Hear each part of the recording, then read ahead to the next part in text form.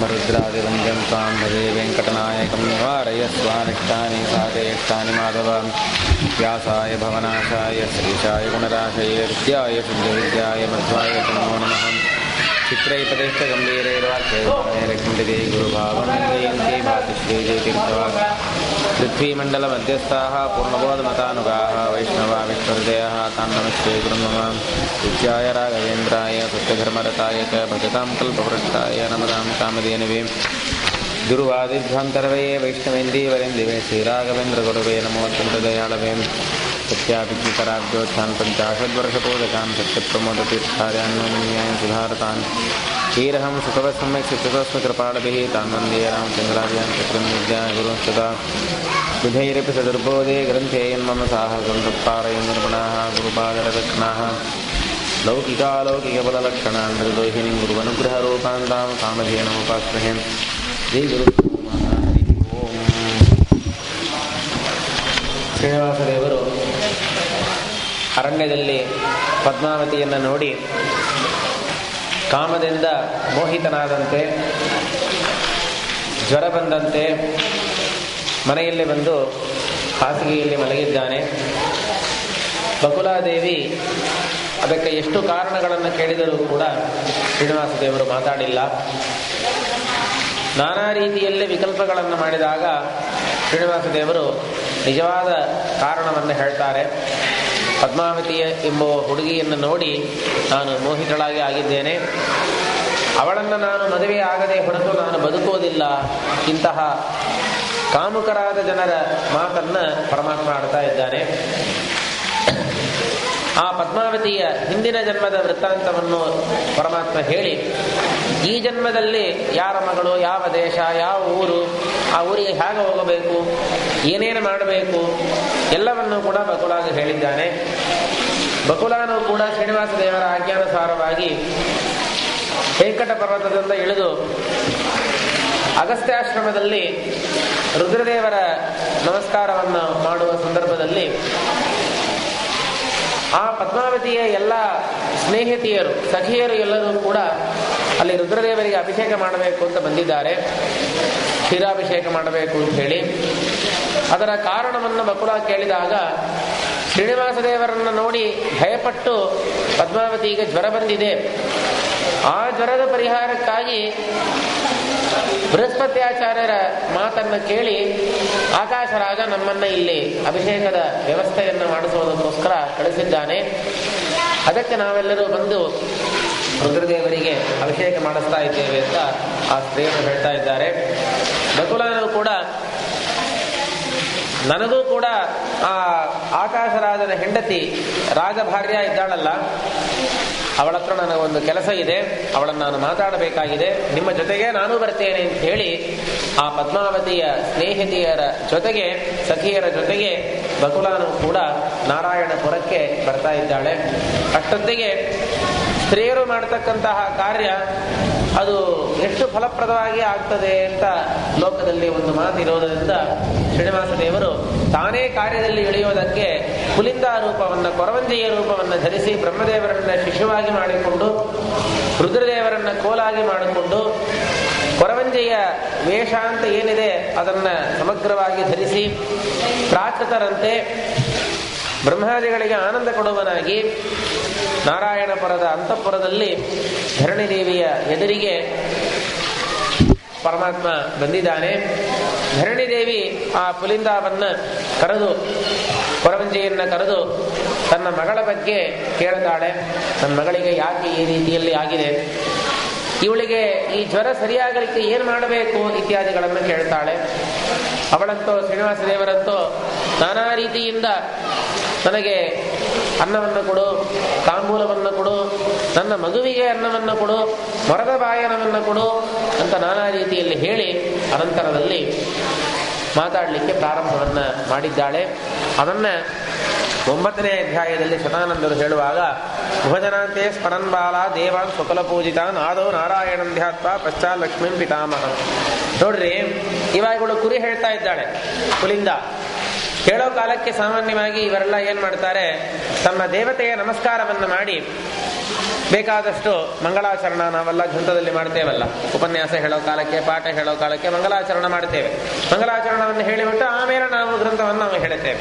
ಹಾಗೆ ಇವಳು ಕೂಡ ಭವಿಷ್ಯವನ್ನ, ಅತೀತವನ್ನ, ವರ್ತಮಾನವನ್ನ ಹೇಳೋ ಕಾಲಕ್ಕೆ ಎಲ್ಲಾ ದೇವತೆಗಳನ್ನು ಕೂಡ ದೇವರು ಸ್ಮರಣ ಮಾಡ್ತಾ ಇದ್ದಾಳೆ. ನೋಡ್ರಿ, ಇದೆಲ್ಲವೂ ಕೂಡ ದೇವರಿಗೆ ಏನು ಬೇಕಾಗಿಲ್ಲ. ನಾವು ಹೀಗಿರಬೇಕು ಎಂಬುದನ್ನು ಶಿಕ್ಷಣ ಮಾಡಲಿಕ್ಕೆ ಪರಮಾತ್ಮ ಇದೆಲ್ಲವನ್ನು ಕೂಡ ಮಾಡೋದು. ಮಹಾಭಾರತದ ಪ್ರಾರಂಭದಲ್ಲಿ ನಾರಾಯಣಂ ನಮಸ್ಕೃತ್ಯ ನರಂಚೈವ ನರೋತ್ತಮಂ ನಾರಾಯಣಂ ಸರ್ವಗುರುಂ ಜಗದೇಕನಾಥಂ ಭಕ್ತ ಮಂಗಳಾಚರಣೆ ಮಾಡಿದ್ದಾರೆ. ಜನ್ಮಾದ್ಯಸ್ಯ ಯತೋನ್ಮಯಾತ್ ಅಂತ ಹೇಳಿ ಭಾಗವತದಲ್ಲಿ ಮಂಗಳಾಚರಣವನ್ನು ಮಾಡ್ತಾರೆ. ಓಂ ಅಥಾತೋ ಬ್ರಹ್ಮ ಜಿಜ್ಞಾಸ ಓಂ, ಓಂ ಅಥ ಅತಃ ಎನ್ನುವ ಶಬ್ದಗಳಿಂದ ಮಂಗಳಾಚರಣವನ್ನು ಮಾಡ್ತಾ ಇದ್ದಾರೆ. ಮಂಗಳಾಚರಣವನ್ನು ಮಾಡೋದು ಯಾವುದೇ ಒಂದು ಪ್ರಾರಂಭ ಮಾಡುವ ಕಾರ್ಯಕ್ಕೆ ಮುಂಚೆ ದೇವತೆಯ ನಮಸ್ಕಾರ, ದೇವತೆಯ ಸ್ತೋತ್ರ, ಇಷ್ಟ ದೇವತೆಯ ಸ್ತೋತ್ರವನ್ನು ಮಾಡೋದು. ನಾವು ಪ್ರಾರಂಭ ಮಾಡುವ ಈ ಕಾರ್ಯ ನಿರ್ವಿಘ್ನವಾಗಿ ಮುಗಿಲಿ, ಇದು ಮುಗಿಯುವಷ್ಟೊತ್ತಿಗೆ ಏನೋ ವಿಘ್ನಗಳು ಏನೋ ಬರಬಾರದು, ನಿರ್ವಿಘ್ನವಾಗಿ ಈ ಕಾರ್ಯ ಮುಗಿಯಬೇಕು. ಅದು ಗ್ರಂಥ ರಚನೆಯಿಂದ ಬರುವ ಕಾಲಕ್ಕೆ ಆ ಬರಿತಕ್ಕಂತಹ ಗ್ರಂಥ ಪ್ರಚಾರ ಆಗಬೇಕು. ಗ್ರಂಥವನ್ನು ನಾವು ಬರೆದಿಟ್ಬಿಟ್ಟು ನಾವೇಟ್ಕೊಳ್ಳೋದಲ್ಲಿ ಅರ್ಥ ಇಲ್ಲ. ಈ ಗ್ರಂಥ ನಾನಾ ಜನರ ಪಾಠ ಪ್ರವಚನ ಪರಂಪರೆಯಲ್ಲಿ ಇದು ಬರಬೇಕಾಗಿದೆ, ಪ್ರಚಾರ ಆಗಬೇಕು. ಇದು ನಿರ್ವಿಘ್ನವಾಗಿ ಮುಗಿಯಬೇಕು, ಪ್ರಚಾರ ಆಗಬೇಕು ಅಂತ ಅನ್ನೋ ಒಂದು ಉದ್ದೇಶದಿಂದ ಭಕ್ತಿಯಿಂದ, ಶ್ರದ್ಧೆಯಿಂದ ದೇವತೆಯ ನಮಸ್ಕಾರವನ್ನ ಮಾಡಿದರೆ ಅದನ್ನೇ ಮಂಗಳಾಚರಣ ಅಂತಂತಾರೆ.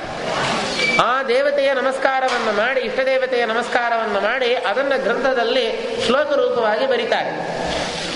ಇದು ನಾವೆಲ್ಲ ಮಾಡಿದ್ದೇವೆ ಅಂತಂದರೆ ನಮಗೆ ವಿಘ್ನಗಳಿದೆ.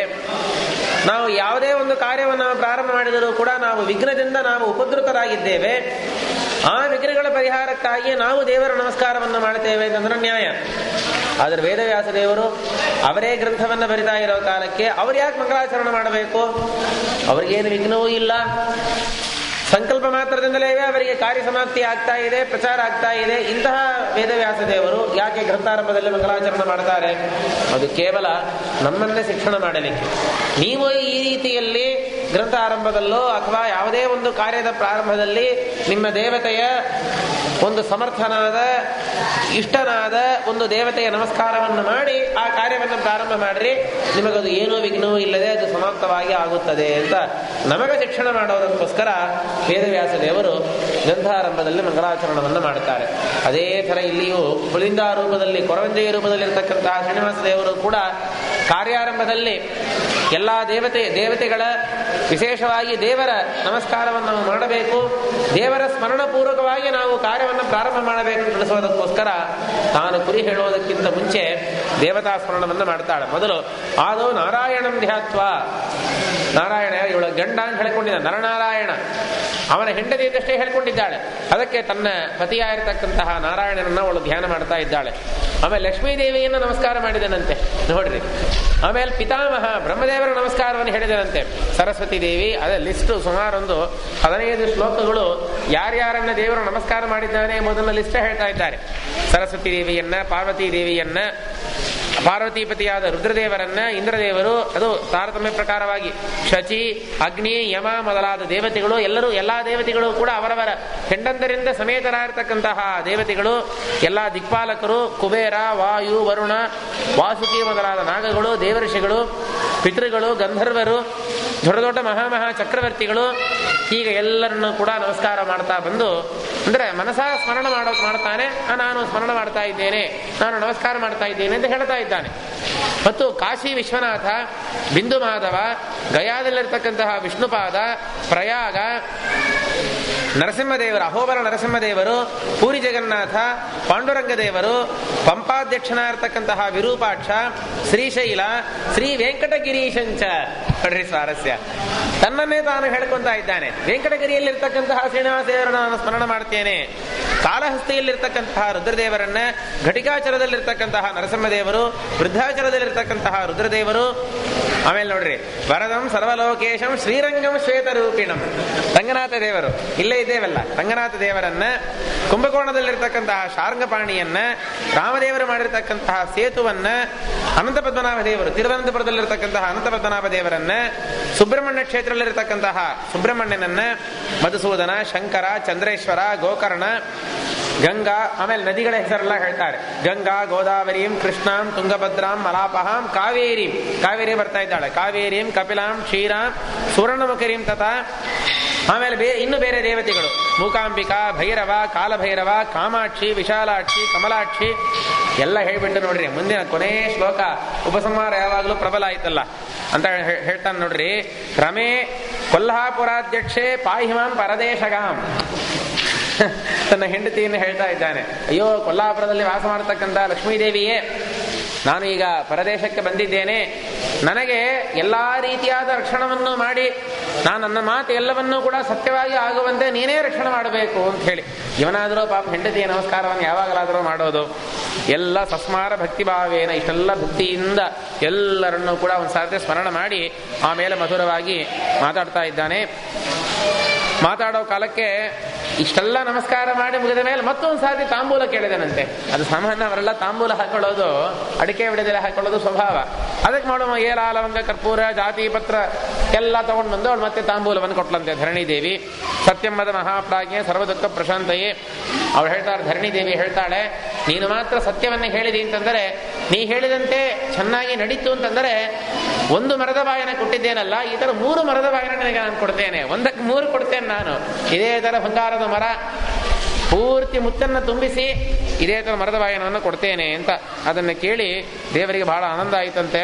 ಕೈಯಲ್ಲಿ ಕೋಲನಿಟ್ಕೊಂಡು ಹೇಳ್ತಾನೆ, ನಿನ್ನ ಮಗಳಿಗೆ ಅಂಗಶೋಷಣ ಇಷ್ಟೆಲ್ಲ ಜ್ವರ ಬಂದಿದೆಯಲ್ಲ, ಇಷ್ಟ ಮೂರ್ಛೆಯನ್ನು ಹೊಂದಿದ್ದಾಳಲ್ಲ, ಇದರ ಕಾರಣವನ್ನ ಕೇಳ್ತೇನೆ ಕೇಳು, ವಿಸ್ತಾರವಾಗಿ ಹೇಳ್ತೇನೆ ಕೇಳು. ನಿನ್ನಿನ ದಿವಸ ಅವಳು ಅರಣ್ಯದಲ್ಲಿ ಹೋಗ್ತಾ ಇರೋ ಕಾಲಕ್ಕೆ ಯಾವುದೋ ಒಂದು ಮನ್ಮಥನಂತೆ ಒಂದು ಸುಂದರನಾದ ಪುರುಷನನ್ನು ಇವಳು ನೋಡಿದ್ದಾಳೆ. ನೋಡಿ ಆ ಕಾಮದಿಂದ ಮೋಹಿತಳಾಗಿ ಆಗಿದ್ದಾಳೆ. ಇವಳಿಗೆ ಬಂದಿರತಕ್ಕಂತಹ ಜ್ವರ ಭಯದ ಜ್ವರ ಅಲ್ಲ, ಕಾಮದ ಜ್ವರ. ಅವಳು ಹೇಳಿಕೊಳ್ಳಿಕ್ಕೆ ಲಜ್ಜೆ ಪಟ್ಟು ಭಯದಿಂದ ಜ್ವರ ಅಂತ ಅವಳು ಹೇಳ್ಕೊಂಡಿದ್ದಾಳೆ. ಆದರೆ ನಿಜವಾಗ್ಲೂ ಅದು ಭಯದ ಜ್ವರ ಅಲ್ಲ, ಅದು ಕಾಮದಿಂದ ಬಂದಿರತಕ್ಕಂತಹ ಜ್ವರ. ಅದು ಆ ಜ್ವರದಿಂದ ಇವಳಿಗೆ ಏನಾಗಿದೆ, ಈ ತರ ಅವಳಿಗೆ ಮೈಯೆಲ್ಲ ಶ್ರಮ ಪಡ್ತಾ ಇದ್ದಾಳೆ ಅಂತ ಹೇಳಿದಾಗ ಆ ಧರಣಿದೇವಿ ಕೇಳ್ತಾಳೆ, ಯಾರದು ಯಾವ ಪುರುಷನನ್ನ ನೋಡಿ ನನ್ನ ಹುಡುಗಿ ಈ ತರ ಆಗಿರೋದು? ಯಾರು? ಅವನ ಹೆಸರೇನು? ಅವನು ಏನೇನು ಬೇಟೆಗಾರನ ರೂಪದಲ್ಲಿ ಬಂದ ಅಂತ ಹೇಳಿದೆಯಲ್ಲ, ಅವ ಯಾಕೆ ಬಂದ ಏನು ಅಂತ ಕೇಳಿದಾಗ ಅದಕ್ಕೆ ಅವಳು ಧರ್ಮದೇವಿ ಆ ಕೊರವಂಜಿ ಹೇಳ್ತಾ ಇದ್ದಾಳೆ, ವೈಕುಂಠಸ್ಥೋ ಹರಿಸ್ಸಾಕ್ಷಾತ್ ವರ್ತತೆ ವೆಂಕಟಾಚಲೆ ಶ್ರೀನಿವಾಸೇತಿ ವಿಖ್ಯಾತ ವಿದ್ಯಾವಾನ್ ಧನವಾನ್ ಬಲಿ. ತನ್ನ ಬಗ್ಗೆ ಹೇಳ್ಕೊಂತಾ ಇದ್ದಾನೆ. ಏನಿಲ್ಲ, ವೈಕುಂಠದಲ್ಲಿದ್ದಾನಲ್ಲ ಸಾಕ್ಷಾತ್ ನಾರಾಯಣ, ಅವನೇ ಈಗ ವೈಕುಂಠವನ್ನ ಬಿಟ್ಟು ಇಲ್ಲಿ ವೆಂಕಟಾಚಲಕ್ಕೆ ಬಂದಿದ್ದಾನೆ. ಅವನಿಗೆ ಹೆಸರು ಶ್ರೀನಿವಾಸ ಅಂತ ಅವನ ಹೆಸರು. ಒಳ್ಳೆ ವಿದ್ಯಾವಂತ, ಬೇಕಾದಷ್ಟು ಶ್ರೀಮಂತ, ಒಳ್ಳೆ ಬಲಿಷ್ಠ. ನಿನ್ನ ಮಗಳಿಗೆ ಅತ್ಯಂತ ಯೋಗ್ಯನಾಗಿರ್ತಕ್ಕಂತಹ ವರ. ಪಾಪ ಅವನಿಗೆ ನಿನ್ನೆ ಕುದುರೆ ಮೇಲೆ ಹತ್ತಿ ಬಂದಿದ್ದ, ನಿನ್ನ ಮಗಳು ಕಲ್ ತಗೊಂಡು ಹೊಡೆದು ಆ ಕುದುರೆ ಪಾಪ ಸತ್ತೋಯ್ತು. ಅಷ್ಟಾದರೂ ಕೂಡ ಆ ನಿನ್ನ ರಾಜಕುಮಾರಿ ನಿನ್ನ ಮಗಳ ಮೇಲೆ ಅವನೇನೋ ಕೋಪ ತಾಪ ಏನೂ ಮಾಡಿಲ್ಲ. ಇದು ಬಹಳ ಮುಖ್ಯವಾದ ಕ್ವಾಲಿಫಿಕೇಶನ್ ಅಲ್ಲವಾ? ಇದು ವರ್ಣಿಗೆ ಬೇಕಾಗಿರೋ ಕ್ವಾಲಿಫಿಕೇಶನ್ ಏನಂದ್ರೆ, ಹುಡುಗಿ ಏನ್ ತಪ್ಪು ಮಾಡಿದರೂ ಕೂಡ ಕೋಪ ಮಾಡೋದಿಲ್ಲ. ಇದು ಮುಖ್ಯವಾದ ಕ್ವಾಲಿಫಿಕೇಶನ್. ಇದು ಎಲ್ಲವನ್ನು ಹೇಳಿಬಿಟ್ಟು, ಆದ್ರಿಂದ ನಾನು ಸತ್ಯವನ್ನ ಹೇಳ್ತಾ ಇದ್ದೇನೆ. ಅದತ್ವಾ ದುಃಖ ಮಾಪ್ನವತಿ ನಮೇ ವಾಣಿ ವೃತಾಭಯ. ನನ್ನ ಮಾತು ಯಾವತ್ತೂ ಸುಳ್ಳಾಗುವುದಿಲ್ಲ. ನಿನ್ನ ಮಗಳನ್ನ ಆ ಹುಡುಗನಿಗೆ ವರ್ಣಿಗೆ ಮದುವೆ ಮಾಡಿಸಿ ಇಟ್ಟಿ ಅಂತಂದ್ರೆ ಅವಳು ಬದುಕ್ತಾಳೆ. ಅಕಸ್ಮಾತ್ ನೀನು ಮದುವೆ ಮಾಡಿ ಕೊಟ್ಟಿಲ್ಲ ಅಂತಂದ್ರೆ, ಅಥವಾ ಬೇರೆ ಯಾರಿಗಾದ್ರೂ ಮದುವೆ ಮಾಡಿ ಕೊಟ್ರೆ, ಅದ್ಯೈವ ದಿನ ಮಾತ್ರೇಣ ಮರಿಷ್ಯತಿನ ಸಂಶಯ, ಒಂದೇ ದಿನದಲ್ಲಿ ಸತ್ತು ಹೋಗ್ತಾಳೆ. ಏನು ಎಂಥ ಮಾತನ್ನು ಹೇಳ್ತಾ ಇದ್ದಾನೆ ನೋಡ್ರಿ. ಅಲ್ಲಿ ರುಕ್ಮಿಣೀ ದೇವಿಗೆ ಕೂಡ ಹೇಳ್ತಾಳೆ, ದೇವರಿಗೆ ಪತ್ರ ಬರೆಯೋ ಕಾಲಕ್ಕೆ ದಶಮ ಸ್ಕಂದದಲ್ಲಿ ಎಲ್ಲ ನಾನು ನಿನ್ನನ್ನ ಮದುವೆ ಮಾಡಿಕೊಳ್ಳಬೇಕು ಅಂತ ಅಪೇಕ್ಷಾ ಪಟ್ಟಿದ್ದೇನೆ. ನಿನ್ನ ಭಾಗವಾಗಿರತಕ್ಕಂತಹ ನನ್ನನ್ನ ಈ ಶಿಶುಪಾಲಾದಿಗಳೆಲ್ಲ ಸರ್ವಥಾ ನನ್ನನ್ನು ಹೊಂದಬಾರದು, ನಿನ್ನನ್ನೇ ನಾನು ಮದುವೆ ಮಾಡಿಕೊಳ್ಳಬೇಕು. ಒಂದು ವೇಳೆ ನಿನ್ನ ಕೈ ಹಿಡಿಲಿಕ್ಕೆ ಆಗಿಲ್ಲ ಅಂತಂದ್ರೆ ಪ್ರಾಣಾಸ್ತಜೇಯಂ, ನಾನು ಪ್ರಾಣ ಬಿಡುತ್ತೇನೆ. ನಾನು ಸುಮ್ಮನೆ ಇದು ಲೋಕವಡಂಬನಕ್ಕೋಸ್ಕರ. ಲಕ್ಷ್ಮೀದೇವಿ ಏನು ದೇಹ ತ್ಯಾಗ ಮಾಡೋದು, ಪ್ರಾಣ ತ್ಯಾಗ ಮಾಡೋದಕ್ಕೆ ಸಂದರ್ಭವೇ ಇಲ್ಲ. ಹೀಗೆ ಇಷ್ಟೆಲ್ಲ ಅವಳು ಹೇಳಿ ಕೊನೆಯಲ್ಲಿ ಒಂದು ಅಮಂಗಳವಾದ ಮಾತನ್ನು ಹೇಳಿಬಿಟ್ಲಲ್ಲ, ನೀನು ಮದುವೆ ಮಾಡಿಸಿ ಇಟ್ಟಿಲ್ಲ ಅಂತಂದರೆ ನನ್ನ ಮಗಳು ಸತ್ತು ಹೋಗ್ತಾಳೆ, ಒಂದೇ ಜನದಲ್ಲಿ ಸತ್ತು ಹೋಗ್ತಾಳೆ ಅಂತ. ಈ ಮಾತನ್ನ ಕೇಳಿ ಅವಳಿಗೆ ಧರಣಿ ದೇವಿಗೆ ಬಹಳ ದುಃಖ ಆಯ್ತಂತೆ. ಊಚೇ ವದಸೆ ಕಲ್ಯಾಣಿ ದುಃಖ ಹೇತುರ್ ವಚೋ ಮಮ ಇತುತಸ್ಯ ವಚಶ್ರುತ್ವ ಪುನರಾಹ ಪುಲಿಂದಜ. ಏನಮ್ಮ ನಾನು ಬಹಳ ಹೆದರ್ಸ್ತಾ ಇದ್ದೀಯಲ್ಲ, ನನಗೆ ಬಹಳ ದುಃಖ ಆಗ್ತಾ ಇದೆ ಅಂತ ಹೇಳಿದಾಗ ಅವಾಗ ಧರ್ಮದೇವಿ ಹೇಳ್ತಾಳೆ, ನಾ ಸತ್ಯಂ ವಚನಂ ದೇವಿ ಮಯೋಕ್ತಂ ಪೂರ್ವಮೇವ ತದ್ ಭೀತಾ ತದ್ವಚನಾದ್ರಾಗಿ ರುದತಿ ವಾಕ್ಯಂ ಅಬ್ರವೀತ್. ನೋಡಮ್ಮ, ನಾನು ಕುರಿ ಹೇಳೋ ಕಾಲಕ್ಕೆ, ಜ್ಯೋತಿಷ ಹೇಳೋ ಕಾಲಕ್ಕೆ ನಿಮಗೆ ಭಯ ಆಗ್ತದೆ, ನಿಮಗೆ ದುಃಖ ಆಗ್ತದೆ ಎಂಬುದಕ್ಕೋಸ್ಕರ ನಾನು ಯಾವುದನ್ನು ನಾನು ಗೋಪನ ಮಾಡ್ಲಿಕ್ಕೆ ಆಗಲಾರದು. ನಾನು ಇದ್ದದ್ದನ್ನ ಇದ್ದಂತೆ ನಾನು ಹೇಳುತ್ತೇನೆ. ಯಾವತ್ತೂ ನಾನು ಸುಳ್ಳು ಹೇಳಿ ನನ್ನ ಚರಿತ್ರವೇ ಇಲ್ಲವೇ ಇಲ್ಲ. ನಾನು ಯಾವತ್ತೂ ಕೂಡ ನಾನು ಸುಳ್ಳು ನಾನು ಮಾತಾಡೋದಿಲ್ಲ. ಅದಕ್ಕೆ ಅವಶ್ಯವಾಗಿ ನಾನು ಹೇಳಿದ್ದು ಹಾಗೇ ನಡೀತದೆ ಅಂತ ದೇವರು ಹೇಳ್ತಾ ಇದ್ದಾನೆ. ಅದಕ್ಕೆ ಸಾಮಾನ್ಯವಾಗಿ ಹೇಳೋರು ವೈದ್ಯ ಮತ್ತು ಜ್ಯೋತಿಷ ಆ ಇಬ್ಬರಲ್ಲಿ ಹೇಗಿರಬೇಕು ಅಂತಂದ್ರೆ, ವೈದ್ಯರು ವಯಸ್ಸಾದವರಾಗಿರ್ಬೇಕಂತ. ಆವಾಗಲೇ ಒಳ್ಳೆ ಅವರಿಗೆ ಎಕ್ಸ್ಪೀರಿಯನ್ಸ್ ಚೆನ್ನಾಗಿರೋದು, ಒಳ್ಳೆ ನಾನಾ ವಿಧವಾದ ರೋಗಗಳನ್ನ, ನಾನಾ ವಿಧವಾದ ಔಷಧಗಳು, ಅದರ ಸೈಡ್ ಎಫೆಕ್ಟು ಎಲ್ಲ ತಿಳ್ಕೊಂಡಿರ್ತಾರೆ. ಅದಕ್ಕೆ ವೈದ್ಯರ ಹತ್ತಿರ ಹೋಗೋದಾಗಿದ್ರೆ ವೈದ್ಯರು ವಯಸ್ಸಾದವರಾಗಿದ್ರೆ ಬಹಳ ಶ್ರೇಷ್ಠ. ಅದೇ ಜಾತಕ ಹೇಳೋರು, ಜ್ಯೋತಿಷ ಹೇಳೋರ ಹತ್ರ ಹೋಗೋ ಕಾಲಕ್ಕೆ ಅವರು ಬಹಳ ಸಣ್ಣವರಾಗಿರ್ಬೇಕಂತ. ಆವಾಗ ತಾನೇ ಮನಸ್ಸಲ್ಲಿ ಏನು ತೋರುತ್ತೋ ಅದನ್ನು ಫಟ್ ಅಂತ ಹೇಳ್ಬಿಡ್ತಾರೆ. ಅದೇ ಸ್ವಲ್ಪ ಎಕ್ಸ್ಪೀರಿಯನ್ಸ್ ಆದವರಾಗಿದ್ರೆ ಅಯ್ಯೋ ಪಾಪ ಏನವರು ಭಯಪಡ್ತಾರೋ ಏನೋ, ಇದನ್ನು ಹೇಳಿಬಿಟ್ಟು ಅವರಿಗೆ ದುಃಖ ಆಗುತ್ತೋ ಏನೋ, ಇದೆಲ್ಲ ಆಲೋಚನೆ ಮಾಡಿ ಅವರೇನ್ ಮಾಡ್ತಾರೆ, ಏನು ಹೇಳೋದಿಲ್ಲ, ಗೋಪನ ಮಾಡಿಬಿಡುತ್ತಾರೆ, ಗೂಹನ ಮಾಡಿಬಿಡುತ್ತಾರೆ. ಈ ರೀತಿಯಾದ ಗೂಹನವನ್ನು ಮಾಡಿದ್ರೆ ಎಲ್ಲವನ್ನೂ ಫ್ರ್ಯಾಂಕ್ ಆಗಿ ವ್ಯಕ್ತವಾಗಿ ತೆಂಗಿನಕಾಯಿ ಒಡೆದಂತೆ ಮಾತಾಡಬೇಕು ಅಂತಂದ್ರೆ ಅವರು ಸಣ್ಣವರಾಗಿರ್ಬೇಕು. ಅದನ್ನೇ ದೇವರು ಮಾಡಿದ್ದಾನೆ ನೋಡ್ರಿ. ಎಲ್ಲವನ್ನೂ ಹಾಗಾಗೆ ಹೇಳ್ಬಿಟ್ಟ, ಮದುವೆ ಮಾಡಿಸಿ ಇಟ್ರೆ ನಿನ್ನ ಮಗಳು ಬದುಕ್ತಾಳೆ, ಇಲ್ಲ ಅಂತಂದ್ರೆ ನಿನ್ನ ಮಗಳು ಬದುಕೋದಿಲ್ಲ, ನನ್ನ ಮಾತು ಎಂದಿಗೂ ಕೂಡ ಸುಳ್ಳಾಗೋದಿಲ್ಲ. ನೋಡ್ರಿ, ನಾವು ಇತಿಹಾಸಗಳಲ್ಲಿ ನಾವು ನೋಡೋ ಕಾಲಕ್ಕೆ ದೇವರ ಮಾತು ಎಲ್ಲಿಯೂ ಕೂಡ ಸುಳ್ಳಾಗೋದಿಲ್ಲ. ಸಜ್ಜನರನ್ನು ಕುರಿತು ಹೇಳಿರ್ತಕ್ಕಂತಹ ಮಾತು ಸುಳ್ಳಾಗೋದಿಲ್ಲ. ಅಲ್ಲಲ್ಲಿ ಸುಳ್ಳಾಗುವಂತೆ ತೋರಿದ ಮಾತುಗಳಿಗೂ ಕೂಡ ಸತ್ಯವಾದ ಅರ್ಥವನ್ನ ಟಿಪ್ಪಣಿಕಾರರು ಹೇಳ್ತಾರೆ. ಸುಗ್ರೀವ ಮತ್ತು ವಾಲಿ ಅವರಿಬ್ಬರು ಯುದ್ಧ ಮಾಡೋ ಕಾಲಕ್ಕೆ ಮೊದಲಿಗೆ ಸುಗ್ರೀವನನ್ನು ಕಳಿಸಿದ. ರಾಮದೇವರು ಹಿಂದೆ ನಿಂತುಕೊಂಡಿದ್ದ, ಮರದ ಹಿಂದೆ ವಾಲಿಯನ್ನು ಹೊಡಿಬೇಕು ಅಂತ ನಿಂತ್ಕೊಂಡಿದ್ದಾನೆ. ಆಗ ಸುಗ್ರೀವ ವಾಲಿ ಇಬ್ಬರು ಚೆನ್ನಾಗಿ ಯುದ್ಧ ಮಾಡ್ತಾ ಇದ್ದಾರೆ. ವಾಲಿ ಚೆನ್ನಾಗಿ ಸುಗ್ರೀವನನ್ನು ಹೊಡೆದಿದ್ದಾನೆ. ಸುಗ್ರೀವ ಹಿಂದೆ ನೋಡ್ತಾ ಇದ್ದಾನೆ, ರಾಮದೇವರು ಯಾವಾಗ ಬಾಣ ಹಾಕ್ತಾರೆ, ಏನು ಬಾಣನೂ ಇಲ್ಲ, ಧನುಸ್ಸೂ ಇಲ್ಲ. ರಾಮದೇವರು ಬಾಣ ಹಾಕೇ ಇಲ್ಲ. ಚೆನ್ನಾಗಿ ಏಟು ತಿಂದ, ಮೈಯೆಲ್ಲ ರಣ ಆಯಿತು, ಮೈಯೆಲ್ಲ ರಕ್ತ ಬಂತು. ಓಡಿ ಬಂದ ಮತ್ತೆ ಸುಗ್ರೀವ ರಾಮದೇವರ ಹತ್ರ ಹೇಳ್ತಾನೆ, ಏನಪ್ಪ ರಾಮ ಹೊಡಿತೇನೆ ಅಂತ ಹೇಳಿದೆ, ಏನು ಹೊಡೆದಿಲ್ಲ ಮಾಡಿಲ್ಲ. ಅದಕ್ಕೆ ರಾಮದೇವರು ಹೇಳಿದ, ಇಲ್ಲಪ್ಪ ನೀವಿಬ್ಬರು ಅಣ್ಣ ತಮ್ಮಂದರು, ಅದಕ್ಕೆ ಯಾರು ವಾಲಿ ಯಾರು ಸುಗ್ರೀವ ಅಂತ ಹೇಳಿ ನಮಯ ವಿವಿಕ್ತವು, ನನ್ನಿಂದ ಅದು ವಿವೇಚನೆ ಮಾಡ್ಲಿಕ್ಕಾಗಿಲ್ಲ, ಭೇದ ಗೊತ್ತಾಗಿಲ್ಲ, ಅದಕ್ಕೋಸ್ಕರ ಅದಕ್ಕೆ ನಾನು ಹೊಡೆದಿಲ್ಲ. ತಕ್ಷಣ ಹನುಮನ್ ದೇವರು ಏನ್ ಮಾಡಿದ್ದಾರೆ, ಒಂದು ಲತಾವನ್ನ, ಒಂದು ಬಳ್ಳಿಯನ್ನ ತೆಗೆದು ಅದರಲ್ಲೇ ಒಂದು ಮಾಲೆಯನ್ನ ಮಾಡಿ ಸುಗ್ರೀವನ ಕೊರಳಾಗ ಹಾಕಿದರು. ಯಾರು ಮಾಲೆ ಹಾಕೊಂಡಿದ್ದಾನೋ ಅವ ಸುಗ್ರೀವ, ಯಾರು ಮಾಲೆ ಹಾಕೊಂಡಿಲ್ಲವೋ ಅವ ವಾಲಿ, ಈ ವ್ಯತ್ಯಾಸ ಪಡಿಸ್ತಾರೆ. ಆಮೇಲೆ ಸುಗ್ರೀವ ಹೋದ, ಆಮೇಲೆ ರಾಮದೇವರ ಬಾಣ ಹಾಕಿದರು, ವಾಲಿ ಸತ್ತೋದ, ಗಲಾಟೆ ಆಯಿತು, ಇದೆಲ್ಲ ಆಮೇಲೆ. ಆದ್ರಲ್ಲಿ ರಾಮದೇವರ ಮಾತು ನಮಯ ವಿವಿಕ್ತವು. ಆ ಮಾತಿಗೆ ವಾದರಾಜ ಸ್ವಾಮಿಗಳು ವ್ಯಾಖ್ಯಾನ ಮಾಡೋ ಕಾಲಕ್ಕೆ ಮಹಾಭಾರತ ತಾತ್ಪರ್ಯದಲ್ಲಿ ಮಯಾನ ವಿವಿಕ್ತವು ಅಂತಂದ್ರೆ ರಾಮದೇವರ ಮಾತು ಸುಳ್ಳಾಯ್ತಲ್ಲ. ನಿಜವಾಗಲೂ ರಾಮದೇವರಿಗೆ ಯಾರು ವಾಲಿ ಯಾರು ಸುಗ್ರೀವ ಎಂಬುದು ಗೊತ್ತಾಗ್ತಾ ಇದೆ. ಯಪ್ರೇರಕ ಸಕಲ ಸೇವಷ ಶಂತತೆಶ್ಚ. ಅಂತಹ ರಾಮದೇವರಿಗೆ ಯಾರು ವಾಲಿ ಯಾರು ಸುಗ್ರೀವ ಅಂತ ಗೊತ್ತಾಗೋದಿಲ್ವಾ? ನನಗೆ ಗೊತ್ತಾಗಿಲ್ಲ ಅಂತ ದೇವರ ಮಾತು ಸುಳ್ಳಾಯ್ತಲ್ಲ. ಅದಕ್ಕೆ ಆ ಮಾತನ್ನ ವ್ಯಾಖ್ಯಾನ ಮಾಡ್ತಾರೆ ವಾದರಾಜ ಸ್ವಾಮಿಗಳು. ಅದು ಲೋಕದೃಷ್ಟಿಯಿಂದ ಮಯ ನನ್ನಿಂದ ನ ವಿವಿಕ್ತ ಅಂತ ಒಂದು ಅರ್ಥ, ಆದರೆ ಅದಕ್ಕೆ ನಿಜವಾದ ಅರ್ಥ ಮಯ ಅಂತಂದ್ರೆ ನನ್ನಿಂದ ಅಂತ ಅರ್ಥ ಇಲ್ಲ. ಅಸ್ಮತ್ ಶಬ್ದದ ತೃತೀಯ ವಿಭಕ್ತಿ ಅಲ್ಲ ಇದು ಮಯ ಎಂಬುದು. ಮಯ ಎಂಬುದು ಮಾ ಎಂಬ ಶಬ್ದದ ತೃತೀಯ ವಿಭಕ್ತಿ ಮಯ ಅಂತ ಹೇಳಿ. ಮಾಮೇ ಮಾಹ ಮಯ. ಮಯ ಅಂದ್ರೆ ಕಾಂತಿಯಿಂದ ಅಂತ ಅರ್ಥ. ಕಾಂತಿಯಿಂದ, ಶರೀರದ ಕಾಂತಿಯಿಂದ ನೀವಿಬ್ಬರು ಪ್ರತ್ಯೇಕವಾಗಿ ಗೊತ್ತಾಗೋದಿಲ್ಲ. ಯಾರಿಗೋ ಗೊತ್ತಾಗೋದಿಲ್ಲ, ನನಗೇನು ಇಲ್ಲವಲ್ಲ. ಅಸ್ಮತ್ ಶಬ್ದ ಅಷ್ಟೇ ಅಲ್ಲಿ ಬಾಧಕ. ನನಗೆ ಗೊತ್ತಾಗಿಲ್ಲ ಅಂತ ಹೇಳುವ ಶಬ್ದವೇ ಆ ಮಯ ಎಂಬುವ ಶಬ್ದವೇ. ಆ ಮಯ ಎಂಬುವ ಶಬ್ದಕ್ಕೆ ಕಾಂತ್ಯ ಅಂತ ಅರ್ಥವನ್ನು ಮಾಡಿಬಿಟ್ರೆ, ಕಾಂತ್ಯ ನ ವಿವಿಕ್ತೌ ಏನಕೇನಾಪಿ ಪುರುಷೇಣ ನತು ಮಯ, ಹೀಗೆ ವ್ಯಾಖ್ಯಾನವನ್ನು ಮಾಡಿಬಿಟ್ರೆ ಅವಾಗೇನಾಯಿತು, ರಾಮದೇವರ ಮಾತು ಸುಳ್ಳಾದಂತೆ ಆಗಿಲ್ಲವಲ್ಲ. ಅದೇ ರೀತಿಯಿಂದ ಉದಂಕ ಅನ್ನೋ ಋಷಿಗಳಿದ್ರು. ಆ ಋಷಿಗಳು ಕೃಷ್ಣನ ಹತ್ತಿರ ಅಮೃತವನ್ನು ಕೇಳಿದ್ದಾರೆ, ನನಗೆ ಅಮೃತವನ್ನು ಕೊಡಿಸು ಅಂತ ಹೇಳಿ. ದೇವರೆಷ್ಟೋ ಹೇಳಿ ನೋಡಿದ, ಇಲ್ಲ ಅಮೃತ ಕೊಡೋ ಹಾಗಿಲ್ಲ, ಅದು ದೇವತೆಗಳ ಅನ್ನ, ಅದು ಯಾರಿಗೆ ಬೇಕಾದ್ರೆ ಕೊಡೋ ಹಾಗಿಲ್ಲ. ಇಲ್ಲ ಅಮೃತ ಬೇಕೇ ಬೇಕು. ಸರಿ, ನಾನು ಕಳಿಸ್ತೇನೆ ಅಂತ ದೇವರು ಹೇಳಿದ. ಅದಕ್ಕೆ ದೇವರೇನು ಮಾಡಿದ್ದಾನೆ, ಮೋಸ ಮಾಡಿದ್ದಾನೆ ಸ್ವಲ್ಪ ಉದಂಕರನ್ನ. ಅಮೃತವನ್ನ, ನಿಜವಾದ ಅಮೃತವನ್ನ, ಅಸಲ್ ಅಮೃತವನ್ನ ಕಳಿಸಿದ್ದಾನೆ. ಇಂದ್ರದೇವರ ಹತ್ತಿರ ಕಳಿಸಿದ. ಇಂದ್ರದೇವರಿಗೆ ನೋಡ್ರಿ, ಅವರಿಗೆ ಅಮೃತದಲ್ಲಿ ಲೋಭ, ಅದಕ್ಕೆ ಅವರಲ್ಲೇ ಕಳಿಸಿದ್ದು. ಅವರು ಒಂದು ಬೇರೆ ಜಾತಿಯ ವೇಷವನ್ನು ಧರಿಸಿ, ನೀಚವಾದ ಒಂದು ರೂಪವನ್ನು ಧರಿಸಿ, ನೀಚವಾದ ಸ್ಥಾನದಲ್ಲಿ ಆ ಅಮೃತವನ್ನು ಇಟ್ಟುಕೊಂಡು, ಅಮೃತದ ಪಾತ್ರವನ್ನು ಇಟ್ಟುಕೊಂಡು ಅವರು ಬರ್ತಾರೆ. ಬಂದು ಅಮೃತವನ್ನು ಕೊಡ್ತೇನೆ ಅಂತ ಉದಂಕ ಋಷಿಗಳಲ್ಲಿ ಹೇಳ್ತಾರೆ. ಉದಂಕ ಋಷಿಗಳಿಗೆ ಅವರು ಇಂದ್ರದೇವರು ಎಂಬುದು ಗೊತ್ತಾಗಿಲ್ಲ. ನೋಡಿದರೆ ಅತೀ ಅಸಹ್ಯ, ಅತೀ ನೀಚನಾಗಿ ಕಾಣಿಸ್ತಾ ಇದ್ದಾನೆ. ಇಟ್ಟುಕೊಂಡ ಜಾಗನೂ ಕೂಡ ನೀಚವಾದ ಜಾಗದಲ್ಲಿ ಇಟ್ಟುಕೊಂಡಿದ್ದಾನೆ. ಛೇಚೆ, ಅಮೃತ ಇಲ್ಲ, ಏನ್ ಬೇಡ, ಏನು ಬೇಡ, ಹೋಗು ಅಂತ ಕಳಿಸ್ಬಿಡ್ತಾರೆ. ಇದು ನೋಡ್ರಿ, ಇದು ತಾನು ಕಳಿಸ್ತೇನೆ ಅಂತ ಹೇಳಿದ, ಕಳಿಸಿದ್ದಾನೆ. ಆದರೂ ಕೂಡ ಅವರು ತಗೊಂಡಿಲ್ಲ. ದೇವರೇನು ಮಾಡ್ಲಿಕ್ಕೆ ಸಾಧ್ಯ? ಅಷ್ಟಾದರೂ ಕೂಡ ತನ್ನ ಮಾತು ಸುಳ್ಳು ಆಗಬಾರದಲ್ಲ ಎಂಬುದಕ್ಕೋಸ್ಕರ ದೊಡ್ಡದಾಗಿ 2ನೇ ದಿವಸ ಮಳೆ ಹಾಕಿಬಿಟ್ನಂತೆ. ಮಳೆ ಹಾಕಿಬಿಟ್ರೆ ಅಮೃತ ಕೊಟ್ಟಂಗೆ. ಯಾಕಂದ್ರೆ ಅಮೃತ ಎಂಬ ಶಬ್ದಕ್ಕೆ ನೀರು ಅಂತ ಒಂದು ಅರ್ಥ ಇದೆ. ಪಯಕ್ಕೀಲಾಲಂ ಅಮೃತಂ. ಇಂತಹ ಉಪಯೋಗಗಳಲ್ಲೇ ಇದೆಲ್ಲವೂ ಕೂಡ ಉಪಯೋಗ ಮಾಡಿಸ್ಕೊಳ್ಳೋದು ಇಂತಹ ಸಂದರ್ಭಗಳಲ್ಲೇ. ಅಮೃತ ಎಂಬ ಶಬ್ದಕ್ಕೆ ನೀರು ಅಂತ ಅರ್ಥ ಇರೋದರಿಂದ ಮಳೆ ಹಾಕಿಬಿಟ್ರೆ, ನೀರನ್ನು ಸುರಿಸ್ಬಿಟ್ರೆ ಅಮೃತ ಕೊಟ್ಟಂಗಾಯ್ತಲ್ಲ. ಅದರಿಂದ ದೇವರ ಮಾತು ಇಲ್ಲಿಯೂ ಕೂಡ ಸುಳ್ಳಾಗಿಲ್ಲ. ಅದರಿಂದ ದೇವರ ವಿಚಿತ್ರವಾದ ಲೀಲಾ ನೋಡ್ರಿ. ಕೊಡ್ತೇನೆ ಅಂತ ಹೇಳಿ ಆ ಮಾತು ಸುಳ್ಳು ಆಗಬಾರದು ಎಂಬುದಕ್ಕೋಸ್ಕರ ಹೀಗೆ ಮಾಡಿದ್ದಾನೆ. ದೇವರ ಲೀಲಾವನ್ನು ಯಾರೂ ಏನು ಮಾಡ್ಲಿಕ್ಕೆ ಆಗೋದಿಲ್ಲ. ಯಾರೊಬ್ಬ ಒಂದು ಕಥೆಯನ್ನು ಹೇಳಿದರು.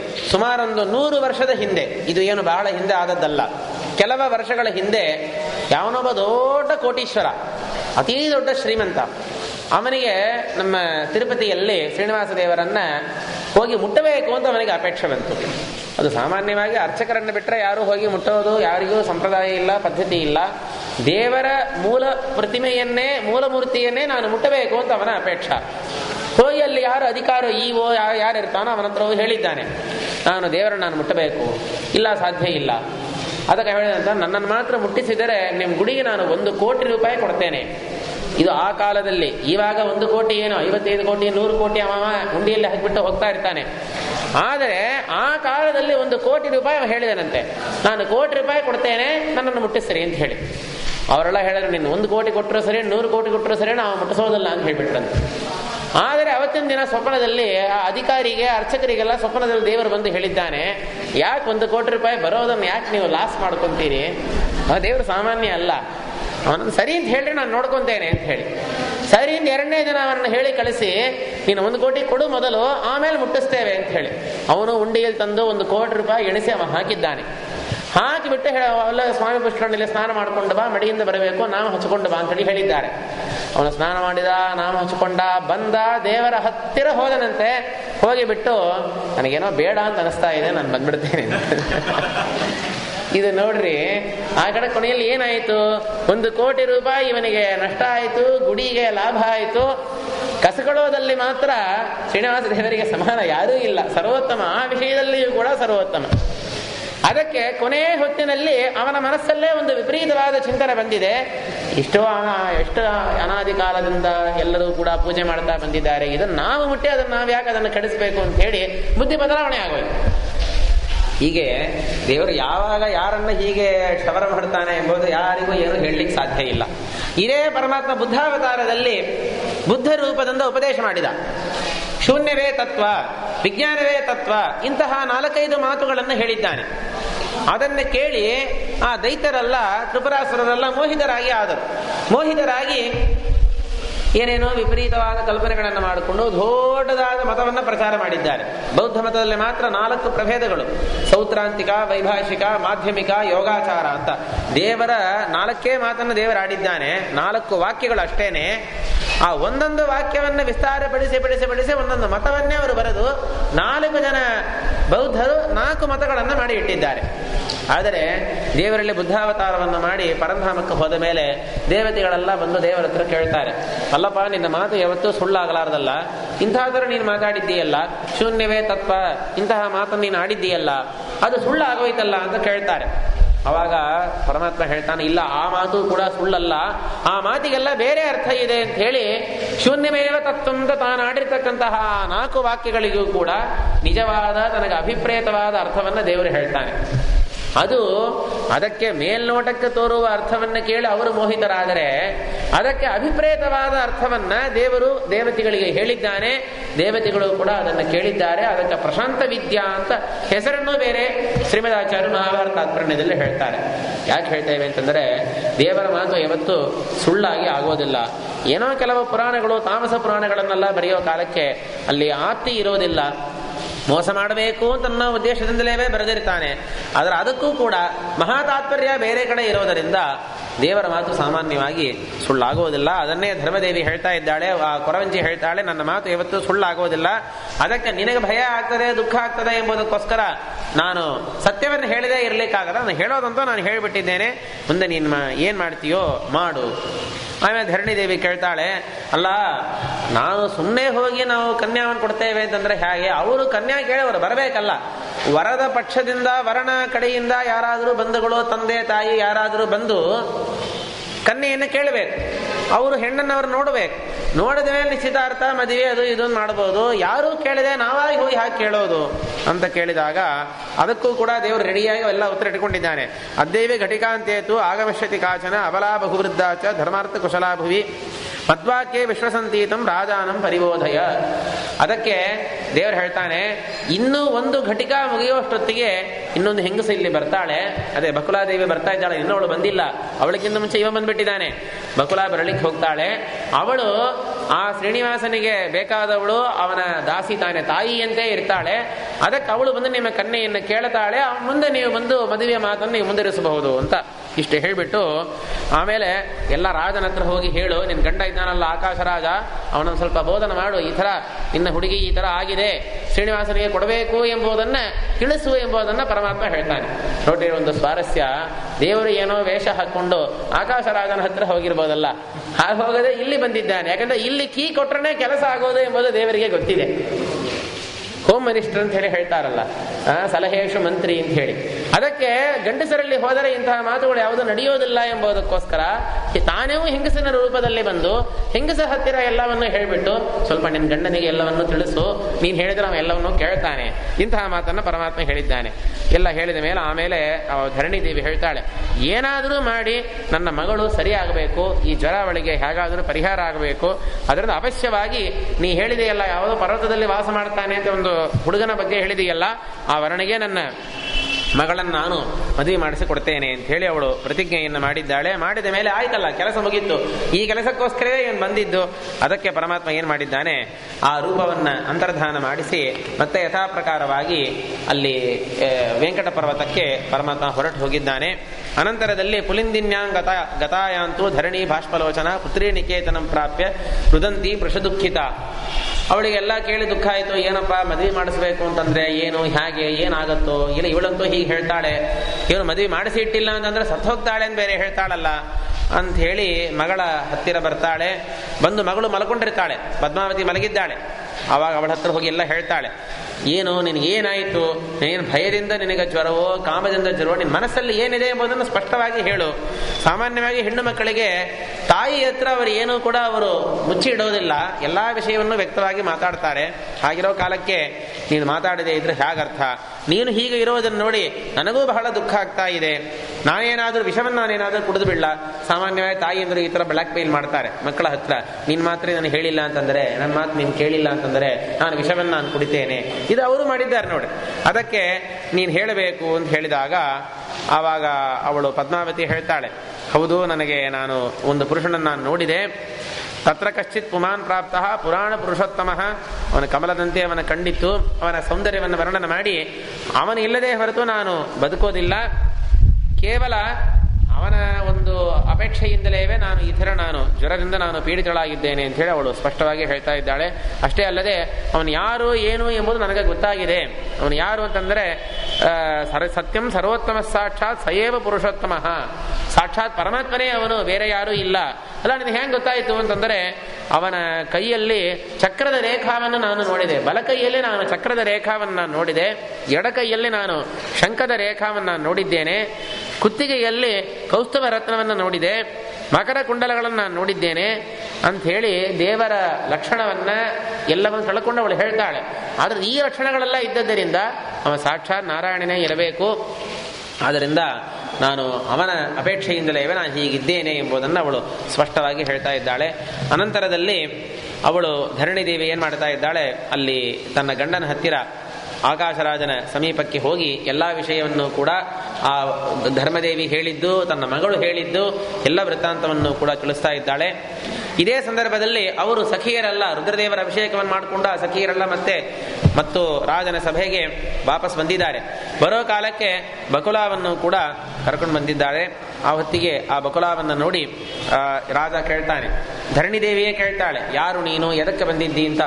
ಆವಾಗ ಆ ಧರಣಿದೇವಿ ಹೇಳ್ತಾಳೆ, ನಾನು ಈ ಥರ ಶ್ರೀನಿವಾಸ ಅಂತನ್ನೋನ ದಾಸಿ ನಾನು ಅಂತ ಹೇಳಿ ತಾನು ಯಾವ ಕಾರ್ಯಕ್ಕೋಸ್ಕರ ಬಂದಿದ್ದೇನೆ ಎಂಬುದನ್ನು ಕನ್ಯಾಪೇಕ್ಷಾ ಮುಖ್ಯ ಕಾರ್ಯಂ ಪುನಃ ಕಾರ್ಯ ಶತೇನಕಿಂ. ಏನು ಕಾರ್ಯಕ್ಕೆ ಬಂದಿದ್ದಿ ಅಂತಂದರೆ ಕನ್ಯಾ ಕಾರ್ಯ, ನಾವೆಲ್ಲ ಹೇಳ್ತೇವಲ್ಲ ಜ್ಞಾನ ಕಾರ್ಯ ನಾವು ಹೇಳೋ ಹಾಗೆ, ಇದು ನೋಡ್ರಿ ಕನ್ಯಾ ಕಾರ್ಯ. ನಾನು ಕನ್ಯಾ ಯಾಚನೆಯನ್ನು ಮಾಡಲಿಕ್ಕೆ ನಾನು ಇವಾಗ ಬಂದಿರೋದು.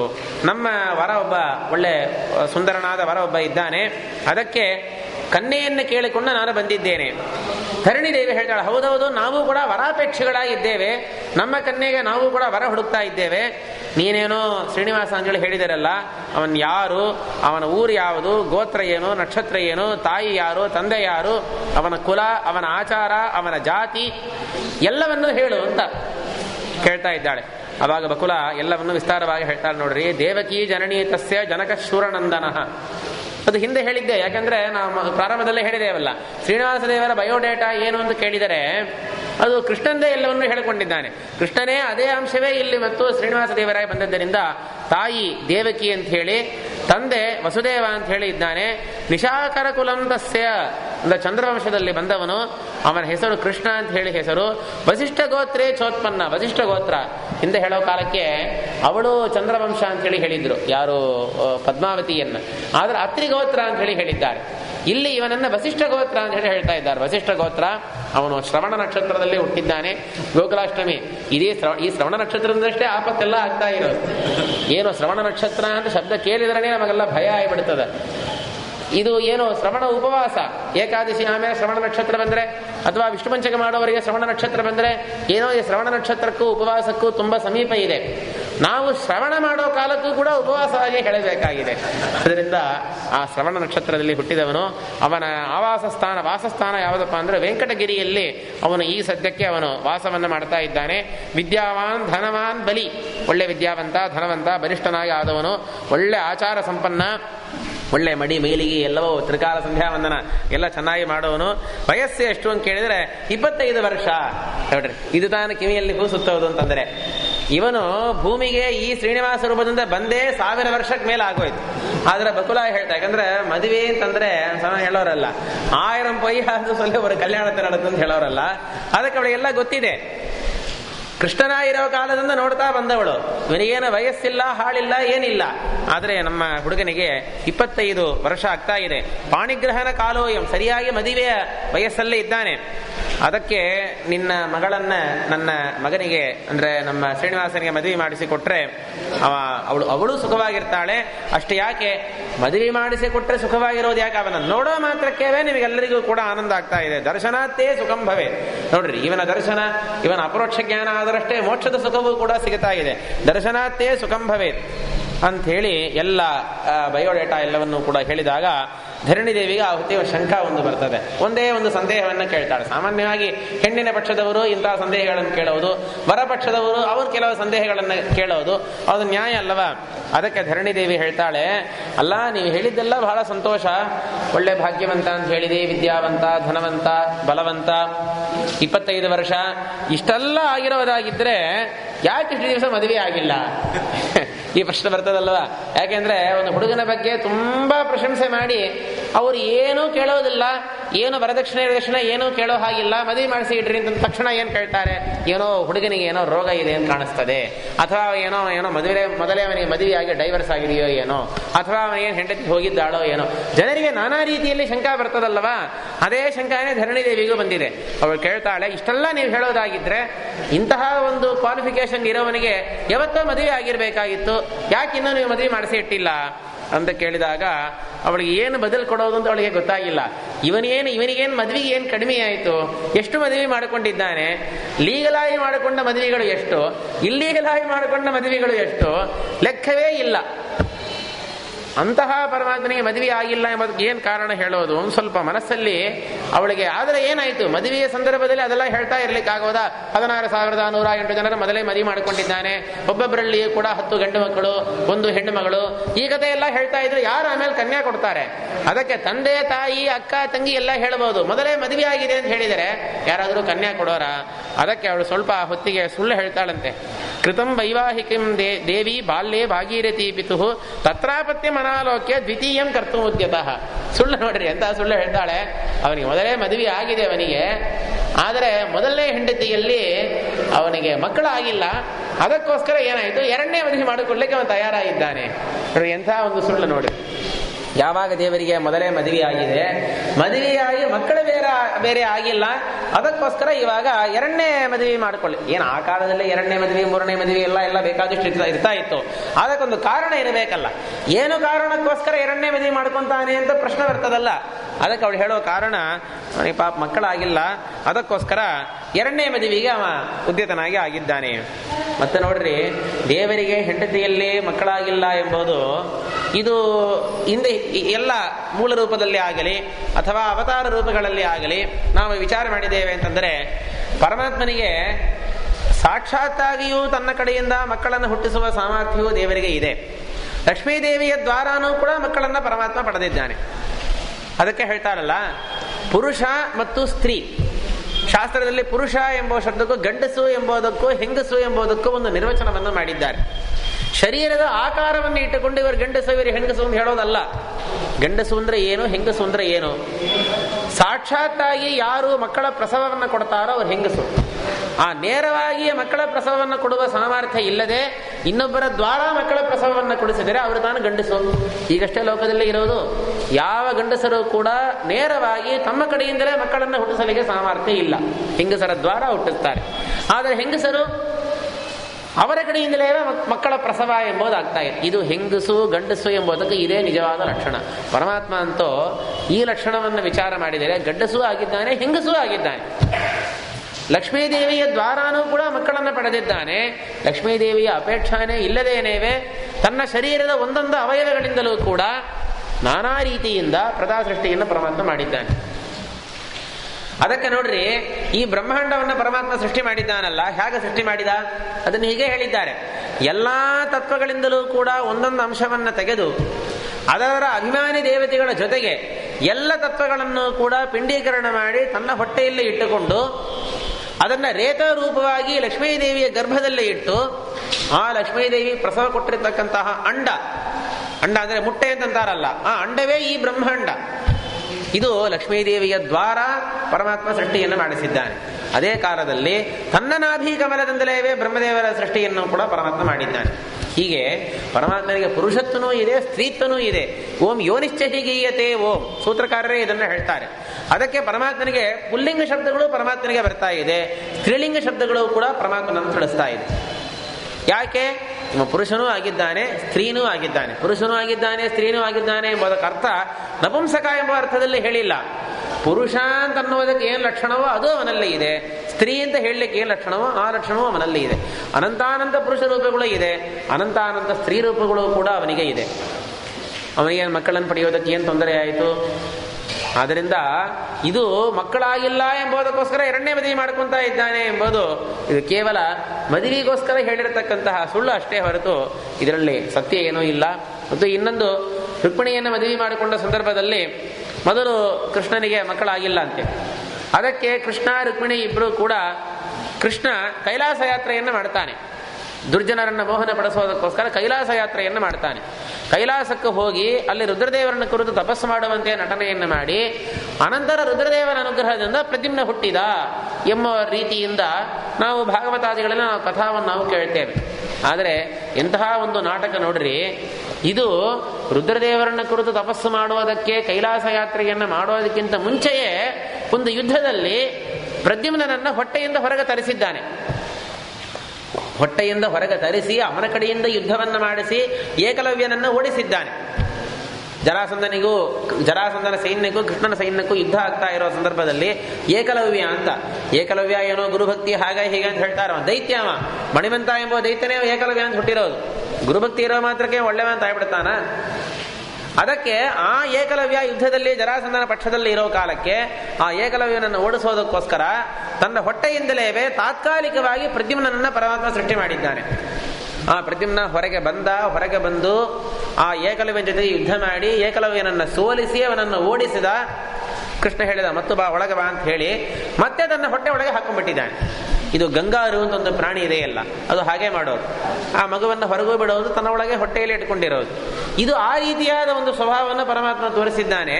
ಇದು ಕೈಲಾಸ ಯಾತ್ರೆಗೆ ಮುಂಚೆಯೇ ರುಕ್ಮಿಣಿಯ ಅಪೇಕ್ಷಾ ಇಲ್ಲದೇನೇವೆ ಪ್ರದ್ಯುಮ್ನನನ್ನು ಹೊರಗೆ ತಂದವನಿಗೆ ಮಕ್ಕಳಾಗಿಲ್ಲ, ಅದಕ್ಕೆ ಕೈಲಾಸ ಯಾತ್ರೆಯನ್ನು ಮಾಡ್ತಾ ಇದ್ದಾನೆ ಎಂಬುದು ಎಷ್ಟು ನಾವು ನಂಬಲಿಕ್ಕೆ ಸಾಧ್ಯ? ಕೇವಲ ದುರ್ಜನರ ಮೋಹಕ್ಕೋಸ್ಕರ ಹೀಗೆ ಮಾಡಿದ್ದಾನೆ ಹೊರತು ಬೇರೆ ಏನೂ ಇದರಲ್ಲಿ ಕಾರಣ ಸರ್ವಥಾ ಇಲ್ಲವೇ ಇಲ್ಲ.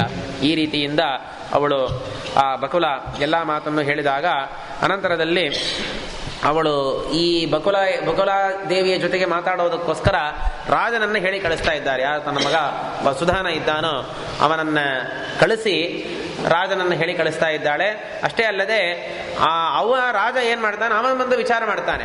ಮೊದಲು ಆ ಆಕಾಶ ರಾಜ ಮಗಳ ಹತ್ರ ಹೋಗಿ ಮಾತಾಡಿದ. ಇವರಿಬ್ಬರು ಸೇರಿ, ತಂದೆ ತಾಯಿ ಇಬ್ಬರು ಸೇರಿ ಪದ್ಮಾವತಿ ಹತ್ರ ಹೋಗಿ ಮಾತಾಡ್ತಾ ಇದ್ದಾರೆ. ಮಾತಾಡೋ ಕಾಲಕ್ಕೆ ಅವಳು ತಂದೆ ಹತ್ರ ಮಾತಾಡ್ಲಿಕ್ಕೆ ಬಹಳ ಲಜ್ಜೆ ಪಡ್ತಾಳಂತೆ. ನೋಡ್ರಿ, ಆ ಹೆಣ್ಣು ಹುಡುಗಿಯರು ಹೇಗಿರಬೇಕು ಎಂಬುದನ್ನ ಎಷ್ಟು ಸ್ಪಷ್ಟವಾಗಿ ತಿಳಿಸ್ತಾರೆ ನೋಡ್ರಿ.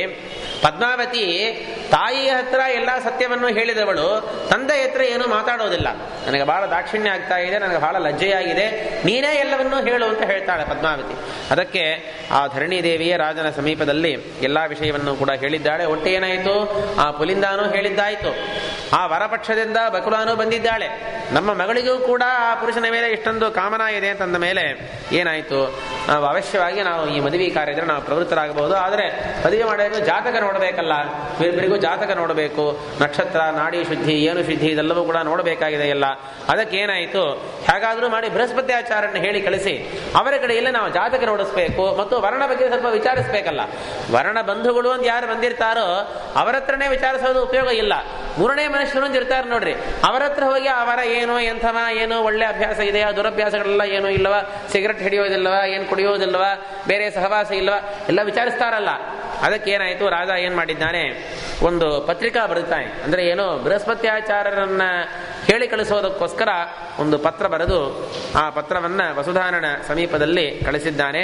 ಅವರು ಬೃಹಸ್ಪತಿ ಆಚಾರ್ಯರು ಕೂಡ ಬರ್ತಾ ಇದ್ದಾರೆ. ಬಂದು ಅವ್ರು ಹೇಳ್ತಾರೆ, ಅಹಂ ಕದಾಚಿದೇವಾತ್ರ ಸಮಾಗಚ್ಛಾಮಿ ಭೂತರಂ ನ ಜಾನಾಮಿ ತತಸ್ಸಮ್ಯತೆ ಶುಕ ಆಶ್ರಿತವಾನ್ಸದ. ಬೃಹಸ್ಪತಿ ಆಚಾರ್ಯ ಹೇಳಿದರು, ಅಲ್ಲ, ವಾಸ್ತವ ನಾನು ದೇವಗುರು, ದೇವತೆಗಳ ಗುರುವಾಗಿರೋದ್ರಿಂದ ನಾನು ವಾಸ ಮಾಡೋದು ಸ್ವರ್ಗದಲ್ಲಿ, ನಾನು ವಾಸ ಮಾಡೋದು.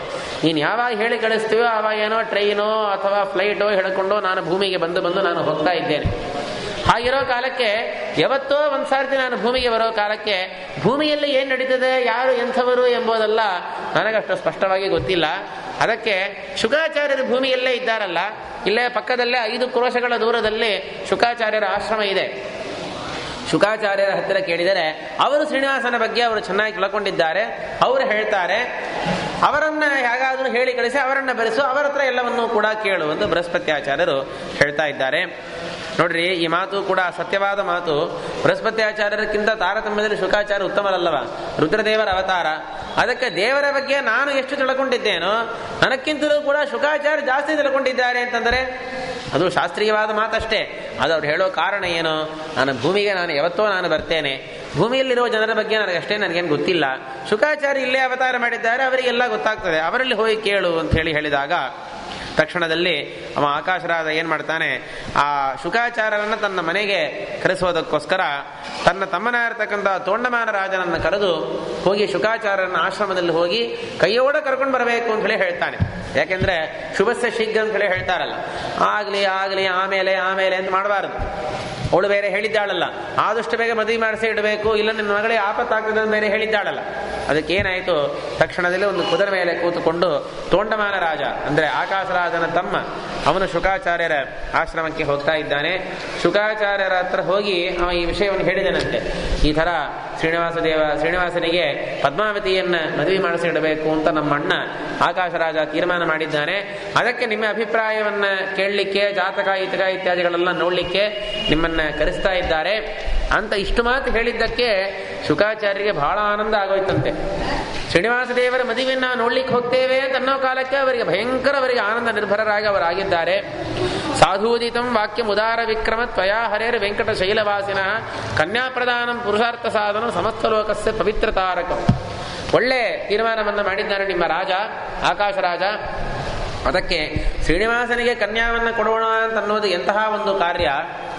ಸಾಮಾನ್ಯ ಒಂದು ಕನ್ಯಾದಾನ ಅಂತ ಅನ್ನೋ ಕಾಲಕ್ಕೆ ವೈಷ್ಣವನಾದವನಿಗೆ ಕನ್ಯಾದಾನ ಮಾಡಬೇಕು ಅಂತ ಹೇಳ್ತಾರೆ. ನಾವೈಷ್ಣವಾಯ ದಾತವ್ಯಂ ನೋದಬಿಂದಂ ನತಂಡುಲಂ ಅಂತ ಹೇಳಿ ಶ್ರೀಮದಾಚಾರ್ಯರು ಕೃಷ್ಣಾಮೃತ ಮಹಾನಂದದಲ್ಲಿ ಹೇಳ್ತಾರೆ. ಅವೈಷ್ಣವರು ವಿಷ್ಣು ಭಕ್ತರು ಯಾರು ಆಗೋದಿಲ್ಲ, ವಿಷ್ಣು ದ್ವೇಷಿಗಳು ಅಂತ ಯಾರಿದ್ದಾರೆ ಅಂಥವರಿಗೆ, ಪರಮಾತ್ಮನ ದ್ವೇಷಿಗಳಿಗೆ ಒಂದು ನೀರಿನ ಹನಿಯನ್ನು ಕೊಡಬೇಡ್ರಿ, ಒಂದು ಅಕ್ಕಿಯ ಕಾಳನ್ನು ಕೂಡ ಕೊಡಬೇಡ್ರಿ ಅಂತ ಹೇಳಿ ಹೇಳಿದ್ದಾರೆ. ಚಕ್ರಾಂಕಿತಾಯ ದಾತವ್ಯಂ ಹವ್ಯಂ ಕವ್ಯಂ ವಿಜಾತಯೇ. ವಿಷ್ಣು ಭಕ್ತರಿಗೆ ಎಲ್ಲವನ್ನೂ ಕೂಡ ಕೊಡ್ರಿ ಅಂತ ಹೇಳಿ. ಒಂದು ಅನ್ನ ನೀರು ಹಾಕೋ ಕಾಲಕ್ಕೆ ವೈಷ್ಣವರಿಗೆ ಕೊಡಬೇಕು ಅಂತಂದ ಮೇಲೆ, ಕನ್ಯಾದಾನವನ್ನು ಕೊಡೋ ಕಾಲಕ್ಕೆ, ಕನ್ಯೆಯನ್ನು ಕೊಡೋ ಕಾಲಕ್ಕೆ ವಿಷ್ಣು ಭಕ್ತ ಅಂತ ಯಾರಿದ್ದಾನೋ ಅವನಿಗಷ್ಟೇ ಕನ್ಯೆಯನ್ನು ಕೊಡಬೇಕು. ವೈಷ್ಣವನಿಗೆ ಕನ್ಯೆಯನ್ನು ಕೊಡೋದೇ ಅಷ್ಟು ಉತ್ತಮ ಅಂತಂದ್ರೆ, ಇಲ್ಲಿ ವಿಷ್ಣುವಿಗೆ ಕನ್ಯೆಯನ್ನು ಕೊಡೋಣ ಎಂಬುದು ಎಂಥ ಒಂದು ಉತ್ತಮವಾದ ಕಾರ್ಯ. ಅದಕ್ಕೆ ಅತೀ ಪವಿತ್ರವಾಗಿರತಕ್ಕಂತಹ ಈ ಸಂದರ್ಭದಲ್ಲಿ ನಾನು ಭಾಗವಹಿಸಲಿಕ್ಕೆ ನಾನು ಬಹಳ ಅಪೇಕ್ಷೆ ಪಟ್ಟಿದ್ದೇನೆ ಅಂತ ಹೇಳಿ ಅವರು ಬಾಬು ಶುಕಾಚಾರ್ಯ ನೋಡ್ರಿ, ಬಹಳ ವಿರಕ್ತ ಶಿಖಾಮಣಿಗಳು. ಭಾಗವತದಲ್ಲಿ ಅವರ ಬಗ್ಗೆ ಕೇಳ್ತೇವಲ್ಲ, ಶರೀರದಲ್ಲಿ ವಸ್ತ್ರವನ್ನೇ ಧಾರಣ ಮಾಡದೇ ಇದ್ದಾರೆ, ಅಷ್ಟೊಂದು ವೈರಾಗ್ಯ. ಎಂಥ ವೈರಾಗ್ಯ, ಎಂಥ ವೈರಾಗ್ಯ. ಭಾಗವತವನ್ನು ಯಾವಾಗ ವೇದವ್ಯಾಸರವರಿಗೆ ಪಾಠ ಹೇಳಿದರೋ, ಭಾಗವತವನ್ನು ಅವರಿಗೆ ಕೇಳಿದ ಮೇಲೆ ಬೇರೆ ಎಲ್ಲೂ ಅವರಿಗೆ ಅಭಿರುಚಿ ಇದ್ದಿಲ್ಲ. ಮೊದಲೇ ಇದ್ದ ವೈರಾಗ್ಯ ಇನ್ನೂ ವಿಜೃಂಭಿತವಾಗಿ ಆಯಿತು. ಬದರಿಕಾಶ್ರಮವನ್ನು ಕೂಡ ಬಿಟ್ಟು ಹೊರಗೆ ಬಂದ್ಬಿಟ್ಟಿದ್ದಾರೆ. ಭೂಮಿಯಲ್ಲಿ ಭಾರತದಲ್ಲಿ ಸಂಚಾರ ಮಾಡ್ತಾ ಇರ್ತಾರೆ. ಶರೀರದಲ್ಲಿ ವಸ್ತ್ರ ಇಲ್ಲ, ಅವಧೂತರಾಗಿರ್ತಾರೆ. ಭಿಕ್ಷೆ ಬೇಡೋ ಕಾಲಕ್ಕೂ ಕೂಡ ಹೇಳ್ತಾರಲ್ಲ ಭಾಗವತದಲ್ಲಿ, ಗೋದೋಹನ ಮಾತ್ರ ಕಾಲಂ. ಒಂದೊಂದು ಮನೆ ಎದುರಿಗೆ ಹೋಗಿ ನಿಂತರು ಅಂತಂದ್ರೆ, ಒಂದು ಆಕಲನ ಸ್ತನವನ್ನ ಹಾಲು ಕರೀಲಿಕ್ಕೆ ಎಳಿಲಿಕ್ಕೆ ಎಷ್ಟು ಹೊತ್ತಾಗತ್ತೋ ಅಷ್ಟು ಕ್ಷಣಕಾಲ ಮಾತ್ರವೇ ನಿಂದಿರ್ತಾ ಇದ್ರು. ಅಂತಹ ವಿರಕ್ತಿ ಶಿಖಾಮಣಿಗಳು ಏನೋ ಪರೀಕ್ಷಿತರಾಜನ ಪುಣ್ಯವಶಾತ್ ಗಂಗಾ ತೀರಕ್ಕೆ ಬಂದರು. ಅವರು ಭಾಗವತ ಹೇಳಿದರು, ಇವರು ಭಾಗವತ ಕೇಳಿದ್ದಾರೆ. ಆ ಶುಕಾಚಾರ್ಯರು ಈಗ ಮದುವೆ ಅಂತ ಅನ್ನೋ ಕಾಲಕ್ಕೆ ನಮ್ಮ ವೈರಾಗ್ಯವನ್ನು ಪ್ರದರ್ಶನ ಮಾಡ್ತಾ ಇದ್ರೆ ಅರ್ಥ ಇಲ್ಲ ಅಂತ ಹೇಳಿ ಅವರು ಒಳ್ಳೆ ವೇಷವನ್ನು ಧಾರಣ ಮಾಡಿದರಂತೆ. ಒಳ್ಳೆ ವೇಷವನ್ನು ಧರಿಸೋದು ವೈರಾಗ್ಯ ಕಡಿಮೆ ಆಗಿದೆ ಅಂತ ಅರ್ಥ ಇಲ್ಲ. ದೇವರ ಎದುರಿಗೆ ವೈರಾಗ್ಯವನ್ನು ತೋರಿಸಬಾರದಲ್ಲವ. ಎಷ್ಟೇ ನಾವು ವೈರಾಗ್ಯವಂತರ ಇದ್ರೂ ಕೂಡ ದೊಡ್ಡವರ ಎದುರಿಗೆ ನಾವು ವೈರಾಗ್ಯ ಪ್ರದರ್ಶನವನ್ನು ಮಾಡಿದವನು ಆಗಬಾರದು. ಅದಕ್ಕೆ ಶ್ರೀನಿವಾಸ ದೇವರೇ ಇಷ್ಟೆಲ್ಲ ಆಭರಣ ಅಲಂಕಾರ, ಇಷ್ಟೆಲ್ಲ ವೇಷಭೂಷಣ ಎಲ್ಲ ಹಾಕೊಂಡಿರೋ ಕಾಲಕ್ಕೆ ನಾವು ಅವಧೂತವಾಗಿ ಹೋದರೆ ಸುಮ್ಮನೆ ವೈರಾಗ್ಯ ಪ್ರದರ್ಶನವನ್ನು ಮಾಡಿದರೆ ಚೆನ್ನಾಗಿರೋದಿಲ್ಲ ಎಂಬುದಕ್ಕೋಸ್ಕರ ಅವ್ರೇನ್ ಮಾಡಿದ್ದಾರೆ, ಅಲ್ಲಿ ಹೋಗಬೇಕಲ್ಲ, ರಾಜನ ಮನೆಗೆ ಬೇರೆ ಹೋಗಬೇಕಲ್ಲ. ಅದಕ್ಕೆ ಶುಕಾಚಾರ್ಯರು ಅಲ್ಲೇ ಪದ್ಮತೀರ್ಥದಲ್ಲಿ ಸ್ನಾನವನ್ನು ಮಾಡಿ ಮಾಧ್ಯಾಹ್ನಿಕ ಸಂಧ್ಯಾವಂದನವನ್ನು ಮಾಡಿ ಅನಂತರ ಒಳ್ಳೆ ವಸ್ತ್ರ ಉಟ್ಕೊಂಡ್ರಂತೆ. ಅವ್ರೇನು ವಸ್ತ್ರ ಉಟ್ಕೊಂಡಿದ್ದಾರೆ, ಕಿರೀಟ ಹಾಕೊಂಡ್ರಂತೆ ಶುಕಾಚಾರ್ಯರು. ಏನು ಋಷಿಗಳಿಗೆ ಶುಕಾಚಾರ್ಯರಿಗೆ ಯಾರು ಕಿರೀಟ ಕೊಡಬೇಕು, ಯಾರು ಹಾಕೊಳ್ಬೇಕು? ಅದಕ್ಕೆ ಸನವಾನಿ ಕುಶಾಗ್ರಾಣಿ ನಿಕೃತ್ಯ ಮುನಿಸತ್ತಮ ಕಿರೀಟಂ ಬಂಧಯಿತ್ವಾತೈಹಿ ಉತ್ತಮಾಂಗ ನಿಬಂಧನ. ಒಳ್ಳೆ ದರ್ಭೆಗಳೆಲ್ಲ ತಗೊಂಡು ಬಂದು ದರ್ಭೆಗಳಿಂದಲೇ ಒಂದು ಕಿರೀಟವನ್ನು ಮಾಡಿದರಂತೆ. ಋಷಿಗಳು ಬೇರೆ ಏನು ಮಾಡ್ತಾರೆ ನೋಡ್ರಿ, ದರ್ಭೆಗಳಿಂದಲೇ ಒಂದು ಕಿರೀಟವನ್ನು ಮಾಡಿ ಆ ಕಿರೀಟವನ್ನು ಧಾರಣ ಮಾಡಿದರಂತೆ. ಆಮೇಲೆ ಅನೇಕ ದರ್ಭೆಗಳು, ಆಮೇಲೆ ಕೃಷ್ಣಾಜಿನ, ಅನೇಕ ಮರದ ಹೂವುಗಳು, ಎಲೆಗಳು ಅದೆಲ್ಲವನ್ನೂ ಕೂಡ ಸೇರಿಸಿ ಅದೊಂದು ವಸ್ತ್ರದಂತೆ ಉಟ್ಟುಕೊಂಡಿದ್ದಾರೆ. ಒಳ್ಳೆ ಕೊರಳಾಗ ಹೊಸ ಹೊಸ ತುಳಸಿ ಮಣಿಗಳನ್ನು ಹಾಕೊಂಡ್ರಂತೆ. ಎಲ್ಲ ಹಾಕೊಂಡು ಒಂದು ಕುದುರೆ ಮೇಲೆ ಕೂತುಕೊಂಡು ಬಂದಿದ್ದಾರೆ. ಇವನೇ ಒಂದು ಕುದುರೆಯನ್ನು ಏರ್ಪಾಡು ಮಾಡಿದ ತೊಂಡ ಮಹಾರಾಜನೇ. ಅದಕ್ಕೆ ಕುದುರೆ ಮೇಲೆ ಕೂತುಕೊಂಡು ಶುಕಾಚಾರ್ಯರು ಕೂಡ ಇಲ್ಲಿಗೆ ನಾರಾಯಣಪುರಕ್ಕೆ ಆಕಾಶರಾಜನ ಮನೆಗೆ ಬರ್ತಾ ಇದ್ದಾರೆ. ಶುಕಾಚಾರ್ಯರು ಬರ್ತಾರೆ ಅಂತ ಅನ್ನೋ ಕಾಲಕ್ಕೆ ಬರುವ ಜ್ಞಾನಿಗಳಿಗೆ ಆತಿಥ್ಯ ಮಾಡಬೇಕಲ್ಲ. ಅದಕ್ಕೆ ನೋಡ್ರಿ, ಆಕಾಶರಾಜ ಶುಕಾಚಾರ್ಯ ಊರೊಳಗೆ ಪ್ರವೇಶ ಮಾಡೋ ಕಾಲಕ್ಕೇನೇವೆ ಚತುರಂಗ ಸೈನ್ಯವನ್ನು ತಗೊಂಡು ಹೋಗಿ ಪುರೋಹಿತರನ್ನು ಕರ್ಕೊಂಡು ಹೋಗಿ ಅವರನ್ನು ಎದುರುಕೊಂಡು ಹೋಗಿ ಅವರನ್ನು ನಮಸ್ಕಾರ ಮಾಡಿ ಅವರಿಗೆ ಅರ್ಘ್ಯಪಾದ್ಯಾದಿಗಳನ್ನು ಮಾಡಿ ಆನೆ ಮೇಲೆ ಕೂಡಿಸಿಟ್ಟುಕೊಂಡು ಶುಕಾಚಾರ್ಯರನ್ನ ತನ್ನ ಮನೆಗೆ ಕರ್ಕೊಂಡು ಬಂದಿದ್ದಾನೆ. ಮನೆಗಳು ಕರ್ಕೊಂಡು ಬಂದು ಒಳ್ಳೆ ರತ್ನ ಸಿಂಹಾಸನದಲ್ಲಿ ಕೂಡಿಸಿ ಇಟ್ಟು ಅವರಿಗೆ ಆತಿಥ್ಯವನ್ನು ಮಾಡಿ ಅನಂತರ ನಿಧಾನವಾಗಿ ಮಾತಾಡಿದ. ಬೃಹಸ್ಪತ್ಯಾಚಾರ್ಯರು ಇದ್ದಾರೆ, ಪಕ್ಕದಲ್ಲೇ ಶುಕಾಚಾರ್ಯರು ಇದ್ದಾರೆ. ಆವಾಗ ಆಕಾಶರಾಜ ಹೇಳ್ತಾನೆ, ಪದ್ಮಾವತಿಂ ಪ್ರದಾಸ್ಯಾಮಿ ಭವದ್ಯಾಂ ಅನುಮೋದಿತ ಶ್ರೀನಿವಾಸಾಯ ಕೃಷ್ಣಾಯ ನಿಶ್ಚಿತೇತ್ತಂ ಮಯಾಪತಿ. ನೋಡ್ರಿ, ರಾಜರ ಮಾತು ಹೇಗಿರ್ತದೆ ನಾವು ಗಮನಿಸಬೇಕು. ನೀವು ಅನುಜ್ಞಾ ಕೊಟ್ರೆ, ನೀವಿಬ್ಬರು ಅಂದ್ರೆ ಬೃಹಸ್ಪತ್ಯಾಚಾರ್ಯ ಶುಕಾಚಾರ್ಯ, ನೀವಿಬ್ಬರೂ ಅನುಜ್ಞಾ ಕೊಟ್ರೆ ನಾನು ನನ್ನ ಮಗಳನ್ನ ಶ್ರೀನಿವಾಸನಿಗೆ ಮದುವೆ ಮಾಡಿಸಿಡಬೇಕು ಅಂತ ನಾನು ಅಪೇಕ್ಷೆ ಪಡ್ತಾ ಇದ್ದೇನೆ. ಅಂದ್ರೆ ರಾಜ ಯಜಮಾನ ತನ್ನವನು ಬ್ರಾಹ್ಮಣರಲ್ಲಿ ಹೇಗೆ ಮಾತಾಡಬೇಕು ಎಂಬುದು ಅರ್ಥ ಮಾಡಿಸ್ತಾರೆ. ನೀವು ಅನುಜ್ಞಾ ಕೊಟ್ಟರೆ, ನೀವು ಸರಿ ಅಂತ ಹೇಳಿದ್ರೆ ಈ ಕಾರ್ಯವನ್ನು ನಾನು ಮಾಡ್ತೇನೆ. ಅಂದರೆ ನೀವು ಸರಿ ಅಂತ ಹೇಳ್ರಿ ಅಂತ ಅನ್ನೋದಲ್ಲಿ ತಾತ್ಪರ್ಯ ಇಲ್ಲ. ನಿಮ್ಮ ಆಜ್ಞಾ ಹೇಗೋ ಹಾಗ ನಾನು ಮಾಡ್ತೇನೆ ಅಂತ ಹೇಳಿದಾಗ ಶುಕಾಚಾರ್ಯ ಹೇಳ್ತಾರೆ, ಮಾ ಕುರುಷ್ಯ ಮಹಾರಾಜ ಸಂದೇಹಂ ದಾನ ಕರ್ಮಿಣಿ ಧನ್ಯೋಸಿತ್ವಂ ಮಹೀಪಾಲ ಕುಲಂ ಪಾವನತಾಂ ಗತಂ. ಏನಪ್ಪ ಸಂದೇಹ ಮಾಡ್ತಾ ಇದ್ದಿ ನೀನು? ಶ್ರೀನಿವಾಸನಿಗೆ ಮಗಳನ್ನ ಕೊಡ್ಲಿಕ್ಕೆ ಯಾರಾದರೂ ಸಂದೇಹ ಯಾರಾದರೂ ಮಾಡ್ತಾರಾ?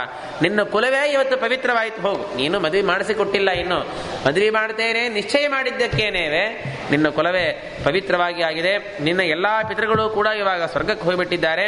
ನೀನು ಏನು ಪುಣ್ಯವನ್ನು ಹಿಂದಿನ ಜನ್ಮದಲ್ಲಿ ಮಾಡಿದ್ದೀಯೋ ನೋಡ್ರಿ. ಈ ಆಕಾಶ ರಾಜ ಹಿಂದಿನ ಜನ್ಮದಲ್ಲಿ ಮಾಧವ ಬ್ರಾಹ್ಮಣ ಪ್ರಥಮಾಧ್ಯಾಯದಲ್ಲಿ ಮೊದಲನೇ ದಿವಸ ಕೇಳಿದೇವಲ್ಲ, ಅವನು ಮಾಡಬಾರದ ಎಲ್ಲ ಪಾಪಗಳನ್ನು ಮಾಡಿದ್ದಾನೆ.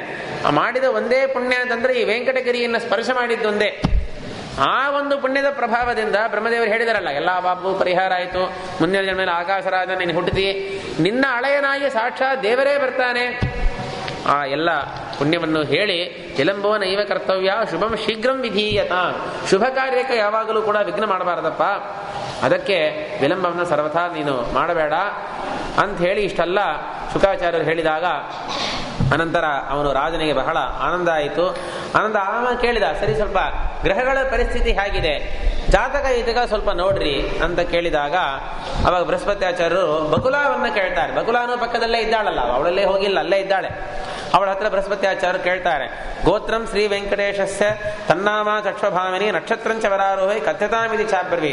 ಅವನ ಹೆಸರು, ಗೋತ್ರ, ನಕ್ಷತ್ರ ಎಲ್ಲವನ್ನೂ ಸ್ವಲ್ಪ ಹೇಳು ಅಂತ ಬಕುಲ ಹತ್ರ ಕೇಳ್ತಾರೆ. ಕೇಳಿದಾಗ ಸ್ವಲ್ಪ ಬಕುಲಾವಿಗೆ ಸ್ವಲ್ಪ ಕೋಪ ಬಂತಂತೆ. ಹಿಂಗೆ ಎಷ್ಟು ಸಾರತಿ ಹೇಳಿದ್ದನ್ನೇ ಮೊದಲೇ ಎಲ್ಲ ಹೇಳಿ ಆಯ್ತಲ್ಲ, ಹೇಳಿದ್ದನ್ನೇ ಎಷ್ಟು ಸಾರತಿ ಹೇಳೋದು? ಸಾಮಾನ್ಯವೇ ಸ್ವಲ್ಪ ಗಂಡಿನ ಪಕ್ಷದವರು ಪರಪಕ್ಷದವರು ಏನ್ ಮಾಡ್ತಾರೆ, ಸ್ವಲ್ಪ ಹಾಗೆ ಕೋಪ ತಾಪ ಎಲ್ಲ ಇಲ್ಲದೇ ಇದ್ರೂ ಕೂಡ ಸ್ವಲ್ಪ ತೋರಿಸ್ತಾರೆ. ಆ ಹೆಣ್ಣಿನ ಪಕ್ಷದವರನ್ನು ಸ್ವಲ್ಪ ಹೆದರಿಸ್ಬೇಕಲ್ಲ, ಸ್ವಲ್ಪ ಬಂದ ತೋರಿಸ್ಬೇಕಲ್ಲ. ಅದು ಇಲ್ಲದೆ ಹೋದರೆ ನಾವು ಗಂಡಿನ ಪಕ್ಷದವರು ಎಂಬುದೇ ಇಲ್ಲದೆ ಹೋಗ್ಬಿಡ್ತದಲ್ಲ. ಅದಕ್ಕೋಸ್ಕರ ಬಕುಲ ಏನ್ ಮಾಡ್ತಾಳೆ, ಸ್ವಲ್ಪ ಕೋಪ ಬಂತಂತ ಅವಳಿಗೆ. ಎಷ್ಟು ಸಾರತಿ ಹೇಳೋ, ಮೊದಲೇ ಹೇಳಿ ಆಯ್ತಲ್ಲ. ಅಷ್ಟೇ ಅಲ್ಲದೆ ಪಕ್ಕದಲ್ಲೇ ಶುಕಾಚಾರ್ಯರು ಇದ್ದಾರೆ. ನೀವು ಬೇಕಾದ್ರೆ ಭೂಮಿಗೆ ಬರೋದು ಯಾವತ್ತೋ ಒಂದ್ ಸಾರ್ತಿ ಬರ್ತೀರಿ, ನಿಮಗೇನು ಗೊತ್ತಿಲ್ಲ, ಶ್ರೀನಿವಾಸ ದೇವರ ಬಗ್ಗೆ ಗೊತ್ತಿಲ್ಲ ಅಂತ ಹೇಳ್ಬೋದು. ಆದ್ರೆ ಶುಕಾಚಾರ್ಯ ಇಲ್ಲೇ ವೆಂಕಟಗಿರಿಯಲ್ಲೇ ಬುಡದಲ್ಲಿ ಇರ್ತಾರೆ, ಅವರಿಗೆ ಗೊತ್ತಾಗದೇ ಇರತ್ತಾ? ಅವ್ರು ಹೇಳ್ಬೋದಲ್ಲ, ಬ್ರಾಹ್ಮಣ ಸತ್ಯಸಂಪನ್ನ ಕಲವು ಮಿಥ್ಯಾ ಪ್ರವಾದನ ಜಾನಂತೋಪಿ ಮಹಾರಾಜ ನವದಂತೆ ಹಿತಾಹಿತಂ. ನೋಡ್ರಿ, ಬಕುಲ ಬೈತಾಳೆ, ಎಲ್ಲ ಏನು ಬ್ರಾಹ್ಮಣರಿಗೆಲ್ಲ ಎಲ್ಲ ಸತ್ಯ ಮಾತಾಡೋರೆ, ಆದ್ರೆ ಕಲಿಯುಗದಲ್ಲಿ ಏನಾಗ್ತದೆ ಅಂತಂದ್ರೆ ಎಲ್ಲ ಗೊತ್ತಿದ್ರೂ ಕೂಡ ಅವ್ರು ಮಾತಾಡೋದಿಲ್ಲ. ನೋಡ್ರಿ, ಬ್ರಾಹ್ಮಣರು ಕಲಿಯುಗದಲ್ಲಿ ಏನು ಹಿತ ಏನು ಅಹಿತ ಅಂತ ಗೊತ್ತಿದ್ರೂ ಕೂಡ ಅವರು ಮಾತಾಡೋದಿಲ್ಲ. ಅದಕ್ಕೆ ಶುಕಾಚಾರ್ಯ ಎಲ್ಲ ಗೊತ್ತಿದೆ ಅವರಿಗೆ, ಸುಮ್ಮ ಕೂತಿದ್ದಾರೆ, ಅವರೆಲ್ಲ ಹೇಳ್ಬಾರ್ದ ಅಂತಂದ್ರೆ ಅದಕ್ಕೆ ಶುಕಾಚಾರ್ಯ ಉತ್ತರ ಕೊಟ್ರಂತೆ, ಹೌದಮ್ಮ ನನಗೆಲ್ಲ ಗೊತ್ತಿದೆ, ನಾ ಎಲ್ಲ ಹೇಳಬಹುದು. ಅದು ಅವಿಶ್ವಾಸಶ್ಚ ವಿಪ್ರೇಷು ಕ್ಷತ್ರಿಯಾಣ ಮರಾಣಯ ಧರ್ಮೋಪ್ಯಧರ್ಮತಾಮೇತಿ ಹ್ಯಧರ್ಮೋ ಧರ್ಮತಾಂಗತಃ. ಅದೇ ಕಾರಣವನ್ನೇ ತಿರುಗಿಸ್ತಾರೆ ಶುಕಾಚಾರ್ಯರು. ನೀ ಹೇಳಿದೆಯಲ್ಲ ಕಲಿಯುಗ ಅಂತ ಹೇಳಿ, ಆ ಕಲಿಯುಗದ ಪ್ರಭಾವನೆ ಇದು ಕೂಡ. ರಾಜರುಗಳಿಗೆ ಬ್ರಾಹ್ಮಣರಲ್ಲಿ ವಿಶ್ವಾಸ ಇರೋದಿಲ್ಲ, ಅದಕ್ಕೆ ನಾನು ಹೇಳಿಲ್ಲ ನೋಡ್ರಿ. ಎಂತ ಮಾತು ನೋಡ್ರಿ. ನನಗೆಲ್ಲ ಗೊತ್ತಿದೆ, ಶ್ರೀನಿವಾಸನ ಬಗ್ಗೆ ಎಲ್ಲವೂ ಕೂಡ ಗೊತ್ತಿದೆ, ಆದರೂ ಕೂಡ ನಾನು ಹೇಳಿದೆ ಅಂತಂದರೆ ನನ್ನಲ್ಲೇ ರಾಜನಿಗೆ ವಿಶ್ವಾಸ ಇರುತ್ತೋ ಇಲ್ಲವೋ? ಯಾಕಂದ್ರೆ ನೀನೇ ಹೇಳಿದೆಯಲ್ಲ ಕಲಿಯುಗ ಅಂತ ಹೇಳಿ. ಕಲಿಯುಗದಲ್ಲಿ ಬ್ರಾಹ್ಮಣರಲ್ಲಿ ರಾಜರಿಗೆ ವಿಶ್ವಾಸ ಇರೋದಿಲ್ಲ, ಅದಕ್ಕೆ ನಾನು ಎಲ್ಲ ಗೊತ್ತಿದ್ರೂ ಕೂಡ ನಾನೇನು ಹೇಳೋದಿಲ್ಲ. ಈ ಕಲಿಯುಗ ಏನು ಸಾಮಾನ್ಯವ, ಧರ್ಮ ಎಲ್ಲ ಅಧರ್ಮ ಆಗಿಬಿಟ್ಟಿದೆ, ಅಧರ್ಮ ಎಲ್ಲ ಧರ್ಮ ಆಗಿಬಿಟ್ಟಿದೆ, ಆದ್ದರಿಂದ ಅದಕ್ಕೆ ನೀನೇ ಹೇಳು ಅಂತ ಹೇಳ್ತಾರೆ. ಆಮೇಲೆ ಬಕುಲ ಕೋಪ ಶಾಂತ ಆಗಿ, ನಕ್ಷತ್ರಂ ಶ್ರವಣಂತಸ್ಯ ಗೋತ್ರಂ ವಾಸಿಷ್ಠ, ಹಿಂದೆ ಹೇಳಿದ್ದೆ ವಸಿಷ್ಠ ಗೋತ್ರ ಶ್ರವಣ ನಕ್ಷತ್ರ ಅಂತ ಹೇಳಿ ಎಲ್ಲ ಗ್ರಹ ಕುಂಡಲಿ ಎಲ್ಲ ಹಾಕೋದಕ್ಕೆ ಅನುಕೂಲವಾಗಿ ಅವಳೆಲ್ಲ ಹೇಳ್ತಾ ಇದ್ದಾಳೆ. ಮತ್ತು ಇವನಿಗೆ ಈ ಒಂದೇ ಗೋತ್ರ ಒಂದೇ ನಕ್ಷತ್ರ ಅಷ್ಟೇ ಅಲ್ಲ, ಹಿಂದೆ ಅವನಿಗೆ ಬೇಕಾದಷ್ಟು ಮತ್ಸ್ಯ ಕೂರ್ಮ ವರಾಹ ಮೊದಲಾದ ಎಷ್ಟೋ ರೂಪಗಳೆಲ್ಲ ಇದೆ. ಈ ರೂಪದಲ್ಲಿ ಈ ಗೋತ್ರ ಈ ನಕ್ಷತ್ರ ಅಂತ ಇಷ್ಟು ಹೇಳಿದಾಗ ಅವನು ಹೇಳ್ತಾನೆ, ಗೋತ್ರಮತ್ರೇರ್ ಮಹಾಭಾಗ ನಕ್ಷತ್ರಂ ಮೃಗಶೀರ್ಷಕಂ. ಅವ ಹೇಳ್ತಾನೆ, ನನ್ನ ಮಗಳು ಪದ್ಮಾವತಿ ಇದ್ದಾಳಲ್ಲ, ಇವಳು ನಮ್ಮ ಗೋತ್ರ ಅಂದ್ರೆ ಅತ್ರಿ ಗೋತ್ರ. ಯದ್ಯಪಿ ಅವಳು ಇಲ್ಲೇನು ಹುಟ್ಟಿಲ್ಲ, ಆದರೂ ಕೂಡ ದತ್ತಪುತ್ರಿಯಾಗಿ ತಾನೇ ಬಳಸಿರೋದರಿಂದ ತನ್ನ ಗೋತ್ರವನ್ನೇ ಮಗಳಿಗೂ ಹೇಳ್ತಾ ಇದ್ದಾನೆ. ಅತ್ರಿ ಗೋತ್ರ, ಮೃಗಶೀರ್ಷ ನಕ್ಷತ್ರ ನಮ್ಮ ಪದ್ಮಾವತಿಗೆ. ಇವಳಿಗೂ ಕೂಡ ಹಿಂದೆ ಸೀತಾ ರುಕ್ಮಿಣಿ ಸತ್ಯಭಾಮ ಮೊದಲಾದ ಅನೇಕ ರೂಪಗಳು ಇರ್ತಾ ಇತ್ತು. ನಿಮ್ಮ ಮಗನಿಗೆ ಮಾತ್ರ ಅಲ್ಲ, ನನ್ನ ಮಗಳಿಗೂ ಹಿಂದೆ ಬೇಕಾದಷ್ಟು ರೂಪಗಳೆಲ್ಲ ಇದ್ದಿದೆ. ಅವನಿಗೆ ಗೊತ್ತಾಯಿತು ನೋಡ್ರಿ, ಪದ್ಮಾವತಿಯಲ್ಲಿ ಲಕ್ಷ್ಮೀದೇವಿ ಆವೇಶ ಇದೆ ಎಂಬುದನ್ನು ಅವನು ತಿಳ್ಕೊಂಡಿದ್ದಾನೆ. ಇದೆಲ್ಲವನ್ನು ಕೇಳಿ ಆಮೇಲೆ ಸ್ವಲ್ಪ ಬೃಹಸ್ಪತ್ಯಾಚಾರ್ಯರು ಸ್ವಲ್ಪ ಆಲೋಚನೆ ಮಾಡಿದಾರಂತೆ. ಎಲ್ಲ ಏನು ಪೇಪರ್ ತಗೊಂಡ್ ಬಾ, ನಾನು ಬರಿತೇನೆ, ಅದು ಇದು ಕಂಪ್ಯೂಟರ್ ಲ್ಯಾಪ್ಟಾಪ್ ಏನೂ ಇಲ್ಲ, ಒಂದು ಕ್ಷಣ ಮಾತ್ರದಲ್ಲಿ ಇಡೀ ಜಾತಕದ ಗ್ರಹ ಕುಂಡಲಿಯನ್ನು ಕೂಡ ಹಾಕಿಬಿಟ್ರಂತೆ ಬೃಹಸ್ಪತ್ಯಾಚಾರ್ಯರು. ಹಾಕಿ ಒಂದೇ ನಿಮಿಷದಲ್ಲಿ ಬಹಳ ಅವರಿಗೆ ಸಂತೋಷ ಆಯ್ತಂತೆ. ಸಂತೋಷ ಆಗಿ ಬೃಹಸ್ಪತ್ಯಾಚಾರ್ಯರು ಹೇಳ್ತಾರೆ, ನಾಡೀಕೂಟಂ ವಿಶೇಷೇಣ ಸೂತ್ರಕೂಟಂ, ಏನು ನಾಡೀಕೂಟ ಆಗಲಿ, ಸೂತ್ರಕೂಟ ಆಗಲಿ, ಯೋನಿಕೂಟ ಎಲ್ಲವೂ ಕೂಡ ಇವರಿಬ್ಬರಿಗೂ ಕೂಡ ವರ ಕನ್ಯಾ ಇಬ್ಬರಿಗೂ ಅತ್ಯಂತ ಅನುಕೂಲವಾಗಿ ಇದೆ. ಗ್ರಹಗಳು ಎಲ್ಲವೂ ಕೂಡ ಅತ್ಯಂತ ಶುಭದರ್ಶನ, ಗ್ರಹಾಶ್ಚ ಶುಭದರ್ಶನ. ಎಲ್ಲ ಶುಭ ಗ್ರಹಗಳು ಕೂಡ ಇವರಿಬ್ಬರಿಗೂ ಕೂಡ ಪರಸ್ಪರ ಅನುಕೂಲವಾಗಿದೆ. ಇವನ ಜಾತಕವೂ ಚೆನ್ನಾಗಿದೆ, ಇವಳ ಜಾತಕವೂ ಚೆನ್ನಾಗಿದೆ. ಇಬ್ಬರ ಜಾತಕ ಚೆನ್ನಾಗಿದ್ರೆ ಉಪಯೋಗ ಇಲ್ಲ, ಇಬ್ಬರ ಜಾತಕವೂ ಸೇರಿ ಬರಬೇಕಲ್ಲ, ಅದು ಕೂಡ ಅತ್ಯಂತ ಚೆನ್ನಾಗಿ ಸೇರಿ ಬಂದಿದೆ. ಅದರಿಂದ ಏನಾಯಿತು, ನೀನು ಮುಂದೆ ಚೆನ್ನಾಗಿ ಮದುವೆಯ ಮಾತನ್ನು ಧೈರ್ಯವಾಗಿ ನೀನು ಮುಂದಿರಿಸಬಹುದು. ನಿನ್ನ ಬಂಧುಗಳು, ನಿನ್ನ ಸ್ನೇಹಿತರು ಅಂತ ಯಾರೆಲ್ಲ ಇದ್ದಾರೋ ಎಲ್ಲರ ಹತ್ತಿರ ಮಾತಾಡಿ ಆದಷ್ಟು ಬೇಗ ನೀನು ಕನ್ಯಾದಾನಕ್ಕೆ, ವಿವಾಹಕ್ಕೆ ನೀನು ತಯಾರಾಗಬಹುದು ಅಂತ ಹೇಳಿ ಬೃಹಸ್ಪತ್ಯಾಚಾರ್ಯರು ಹೇಳಿದ್ದಾರೆ. ಅನಂತರ ಇವ ಏನ್ ಮಾಡಿದ, ಎಲ್ಲ ಬಂಧುಗಳನ್ನು ಕರೆಸಿದನಂತೆ. ಆಕಾಶರಾದ ಎಲ್ಲವೂ ಕೂಡ ನೋಡ್ರಿ, ಎಲ್ಲ ದಿನಗಟ್ಟಲೆ ಅಥವಾ ತಿಂಗಳುಗಟ್ಟಲೆ ಲೇಟ್ ಮಾಡಿಲ್ಲ, ಎಲ್ಲವನ್ನೂ ಕೂಡ ಒಂದೇ ದಿನದಲ್ಲಿ ಇದೆಲ್ಲವನ್ನೂ ಕೂಡ ಮಾಡ್ತಾ ಇದ್ದಾರೆ. ನಿನ್ನಿನ ದಿವಸ ಶ್ರೀನಿವಾಸ ದೇವರನ್ನ ನೋಡಿದ್ದು, ಎರಡನೇ ದಿವಸವೇ ಮದುವೆಗೆ ಎಲ್ಲ ಏರ್ಪಾಡನ್ನು ಕೂಡ ಎರಡನೇ ದಿವಸದಲ್ಲೇ ರಾಜ ಮಾಡ್ತಾ ಇದ್ದಾನೆ. ಶುಭಸ್ಸ ಶೀಘ್ರಂ ಅನ್ನೋದನ್ನ ಅಷ್ಟು ಅನಾಯಾಸವಾಗಿ ಅವನು ಏನು ಬೇಕಾದಷ್ಟು ಐಶ್ವರ್ಯ ಇದೆ, ಅದೆಲ್ಲ ಬೇರೆ. ಹೇಳಲಿಕ್ಕೆ ಬೇಕಾದ್ರೆ ಕಥಾವನ್ನು ಹೇಳಲಿಕ್ಕೆ ಲೇಟ್ ಆಗ್ತದೆ ಹೊರತು, ಆದರೆ ಅವರು ಅಷ್ಟು ವೇಗವಾಗಿ ಕೆಲಸಗಳನ್ನು ಮಾಡ್ತಾ ಇದ್ದಾರೆ. ಮತ್ತು ಆ ಕಾಲದಲ್ಲಿ ಎಲ್ಲವೂ ಕೂಡ ಅನಾಯಾಸವಾಗಿ ಆಗ್ತಾ ಇತ್ತು. ಅದೇ ಈಗಿನ ಕಾಲದಲ್ಲಿ ಏನು ಛತ್ರ ನೋಡಬೇಕು, ಛತ್ರ ಬುಕ್ ಮಾಡಬೇಕು, ಪುರೋಹಿತರನ್ನು ಹೇಳಬೇಕು, ಅಡುಗೆಯವರನ್ನು ಹೇಳಬೇಕು, ಅದು ಇದು ಪತ್ರಿಕಾ ಹೊಡಿಬೇಕು, ನಾನಾ ವಿಧ ಹವ್ಯಾಸಗಳನ್ನು ಇಟ್ಟುಕೊಂಡು ಶ್ರಮ ಪಡ್ತಾರೆ. ಆದರೆ ಆ ಕಾಲದಲ್ಲಿ ಅನಾಯಾಸವಾಗಿ ಮದುವೆ ಅಂತನ್ನೋದನ್ನ, ಮುಂಜಿ ಅಂತನ್ನೋದನ್ನು ಅನಾಯಾಸವಾಗಿ ನಡೆಸ್ತಾ ಇದ್ದೆ, ಏನು ಶ್ರಮ ಪಡ್ತಾ ಇದ್ದಿಲ್ಲ. ನಮ್ಮ ಬಂಧುಗಳಲ್ಲಿ ಬಹಳ ಹಿಂದೆ ಒಬ್ಬರ ಬಗ್ಗೆ ಹೇಳ್ತಾ ಇದ್ರು. ಇವರೇನ್ ಮಾಡಿದ್ದಾರೆ, ಹುಡುಗನ ತಾಯಿ ಮಠಕ್ಕೆ ಹೋಗಿದ್ದಾರೆ. ಹೋದಾಗ ಅಲ್ಲಿ ಉಪನ್ಯಾಸ ನಡೀತಾ ಇತ್ತು. ಉಪನ್ಯಾಸ ನಡೀತಾ ಇರೋ ಕಾಲಕ್ಕೆ ಒಂದು ಹುಡುಗಿ ಬಂದಿದ್ದಲಂತೆ, 9 ವರ್ಷ ಆ ಹುಡುಗಿಗೆ. ಅವಳನ್ನು ನೋಡಿದ ಕೊಳ್ಳೆ ಏನೋ ಒಳ್ಳೆ ಹುಡುಗಿ ಉಪನ್ಯಾಸಕ್ಕೆಲ್ಲ ಬಂದಿದ್ದಾಳೆ, ನೋಡ್ಲಿಕ್ಕೆ ಚಂದಿದ್ದಾಳಲ್ಲ ಅಂತೇಳಿ ಆ ಹುಡುಗಿಯ ತಾಯಿ ಅಜ್ಜಿ ಇಬ್ರು ಉಪನ್ಯಾಸಕ್ಕೆ ಬಂದಿದ್ದಾರೆ.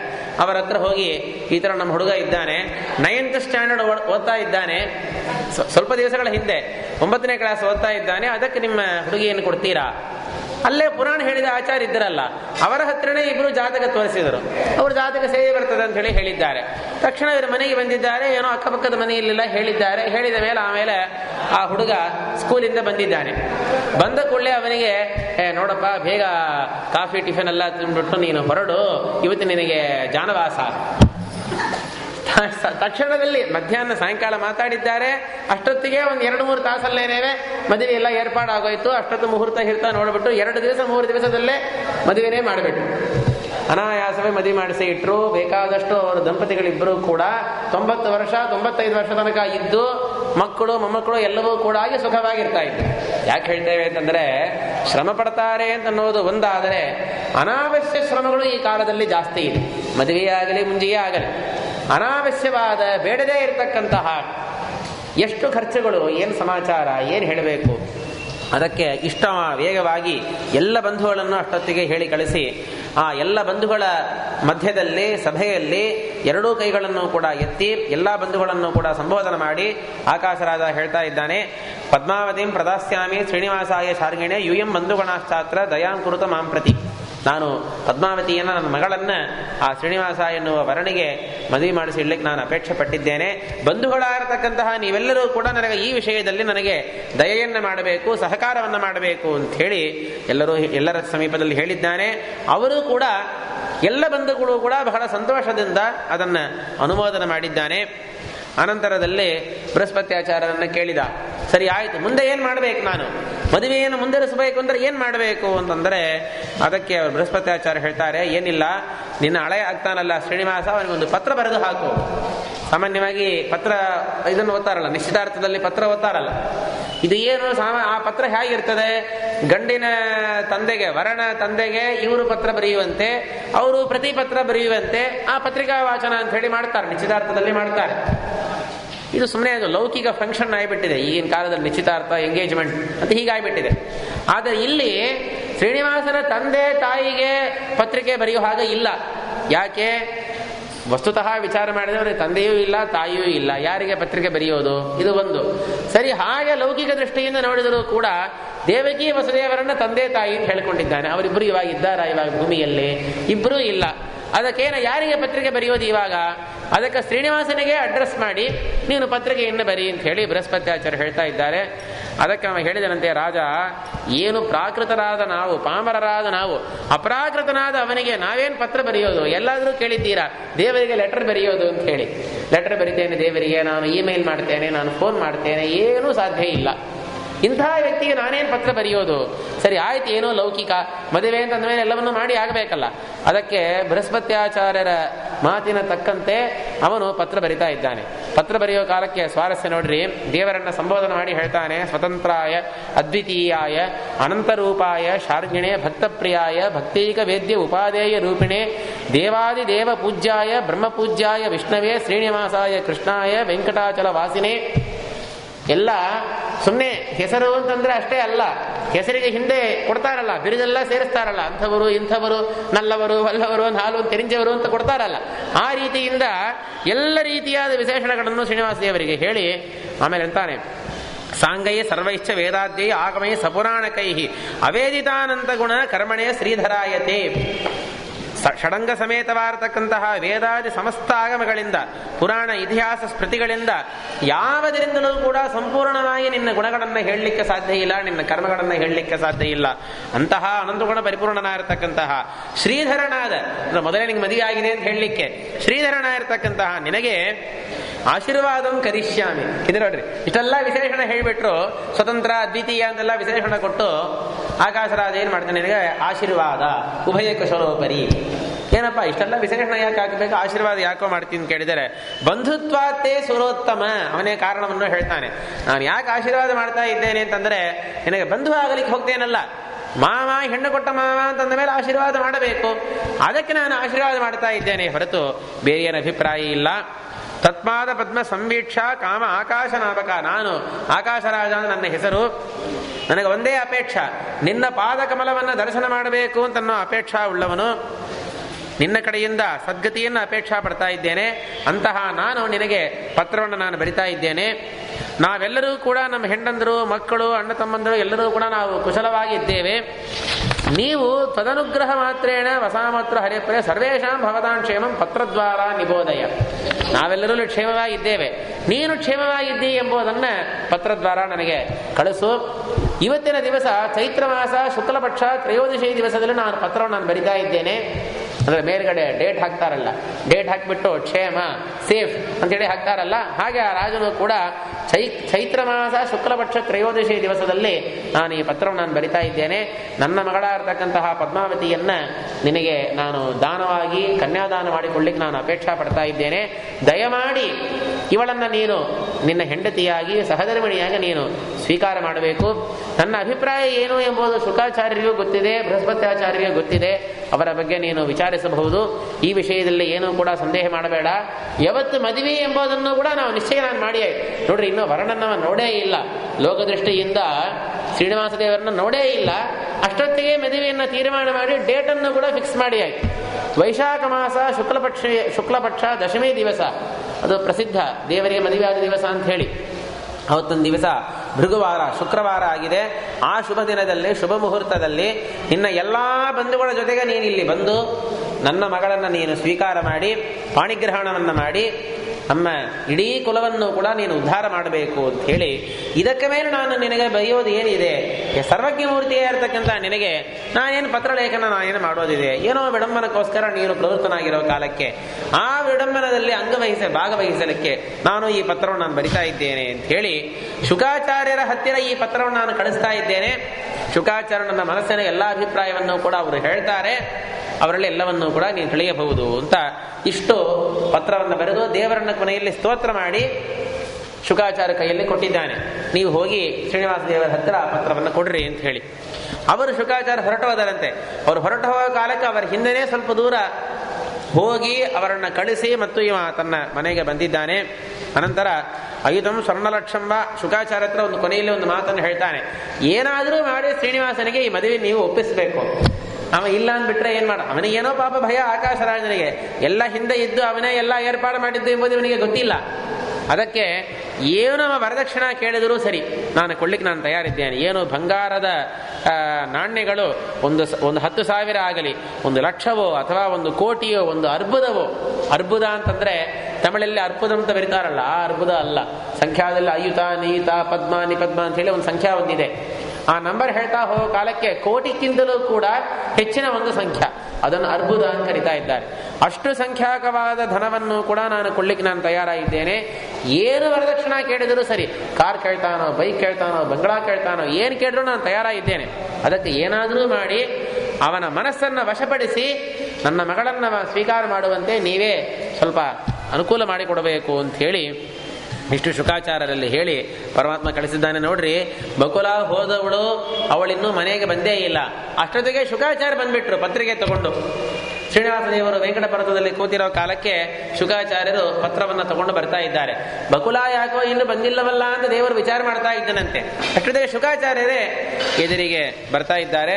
ಬಂದ ಕೂಡಲೇ ನೋಡ್ರಿ, ನಾವೆಲ್ಲ ಸಾಮಾನ್ಯವಾಗಿ ಕೇಳ್ತೇವಲ್ಲ, ಏನಪ್ಪ ನೀನು ಏನೋ ಕಾರ್ಯಕ್ಕೆ ಹೋದಿ ಎಲ್ಲ, ಅದೇನು ಕಾಯ ಪಾಳ್ಮ ಅಂತ ನಾವು ಕೇಳ್ತೇವೆ. ಏನೋ ಆ ಕೆಲಸ ಆಯ್ತೋ ಇಲ್ಲವೋ ಅಂತ ಹೇಳಿ. ಹಾಗೆ ಎಲ್ಲವನಿಗೆ ಗೊತ್ತಿದೆಯಲ್ಲ. ಅದಕ್ಕೆ ಶುಕಾಚಾರ್ಯರ ನೋಡಿ ಶ್ರೀನಿವಾಸ ದೇವರು ಕೇಳ್ತಾರೆ, ಕಾರ್ಯಂ ಮದೀಯಂ ವಿಪ್ರೇಂದ್ರ ಪಕ್ವವಾ ಅಪಕ್ವಮೇವ. ಅದೇ ಕಾಯ ಪಳ್ಮ ಎಂಬುದನ್ನು ಹೀಗೆ ಕೇಳ್ತಾನೆ. ನನ್ನ ಕಾರ್ಯಕ್ಕೆ ನೀವು ಹೋದಿರಲ್ಲ, ಅದಕ್ಕೆ ನಮ್ಮ ಕಾರ್ಯ ಏನು, ನಾನು ಎದಕ್ಕೋಸ್ಕರ ಧರ್ಮದೇವಿಯ ವೇಷ ಎಲ್ಲ ಹಾಕೊಂಡು ಹೋದಿಲ್ಲ, ನಿಮಗೆಲ್ಲ ಗೊತ್ತಿದೆ. ಅದಕ್ಕೆ ನನ್ನ ಕಾರ್ಯ ಏನು ಸಫಲವಾಯಿತು, ಪಕ್ವವೋ ಅಪಕ್ವವೋ ಅಂತ ಕೇಳಿದನಂತೆ. ಅದಕ್ಕೆ ಶುಕಾಚಾರ್ಯ ಹೇಳ್ತಾರೆ, ಕಾರ್ಯಂ ತವ ಕೃಪಾ ಸಿಂಧೋ ಪಕ್ವಮೇವ ನ ಸಂಶಯ ಶುಭಂ ವಾಕ್ಯಮಿತಿ ಶ್ರುತ್ವ ದಂಡವತ್ ಪ್ರಣತಂ. ಏನಪ್ಪ, ನಿನ್ನ ಕಾರ್ಯ ಯಾವತ್ತಾದರೂ ಅಪಕ್ವವಾದದ್ದು ಎಲ್ಲಾದರೂ ಇದೆಯಾ? ನಿನ್ನ ಕಾರ್ಯ ಯಾವತ್ತೂ ಕೂಡ ಪಕ್ವವಾಗಿ ಆಗ್ತಾ ಇದೆ. ಕಾರ್ಯತಾ ಎಂಬುವ ಶಬ್ದಕ್ಕೆ ಕೃತ್ಯುದ್ದೇಶ ಕೃತಿಸಾಧ್ಯತ್ವ ಅಂತ ಅವರು ಅರ್ಥವನ್ನ ಮಾಡ್ತಾರೆ. ಕಾರ್ಯ ಎಂಬುವ ಶಬ್ದಕ್ಕೆ ಮೀಮಾಂಸಕರು. ನಾವು ಅದಕ್ಕೆ ಇಷ್ಟ ಸಾಧನ ನಾವು ಅರ್ಥವನ್ನ ಮಾಡಿ ಇಷ್ಟ ಸಾಧನ. ಪರಮಾತ್ಮನಂತೂ ಕೃತಿ ಸಾಧ್ಯ ಅಲ್ಲ, ಅವ ಸಿದ್ಧ. ಆದರೂ ಕೂಡ ಇಷ್ಟ ಸಾಧನ ಆಗಿದ್ದಾನಲ್ಲ, ದೇವತೆಗಳಿಗೆ ಪರಮಾತ್ಮ ಇಷ್ಟ ಆಗಿದ್ದಾನೆ.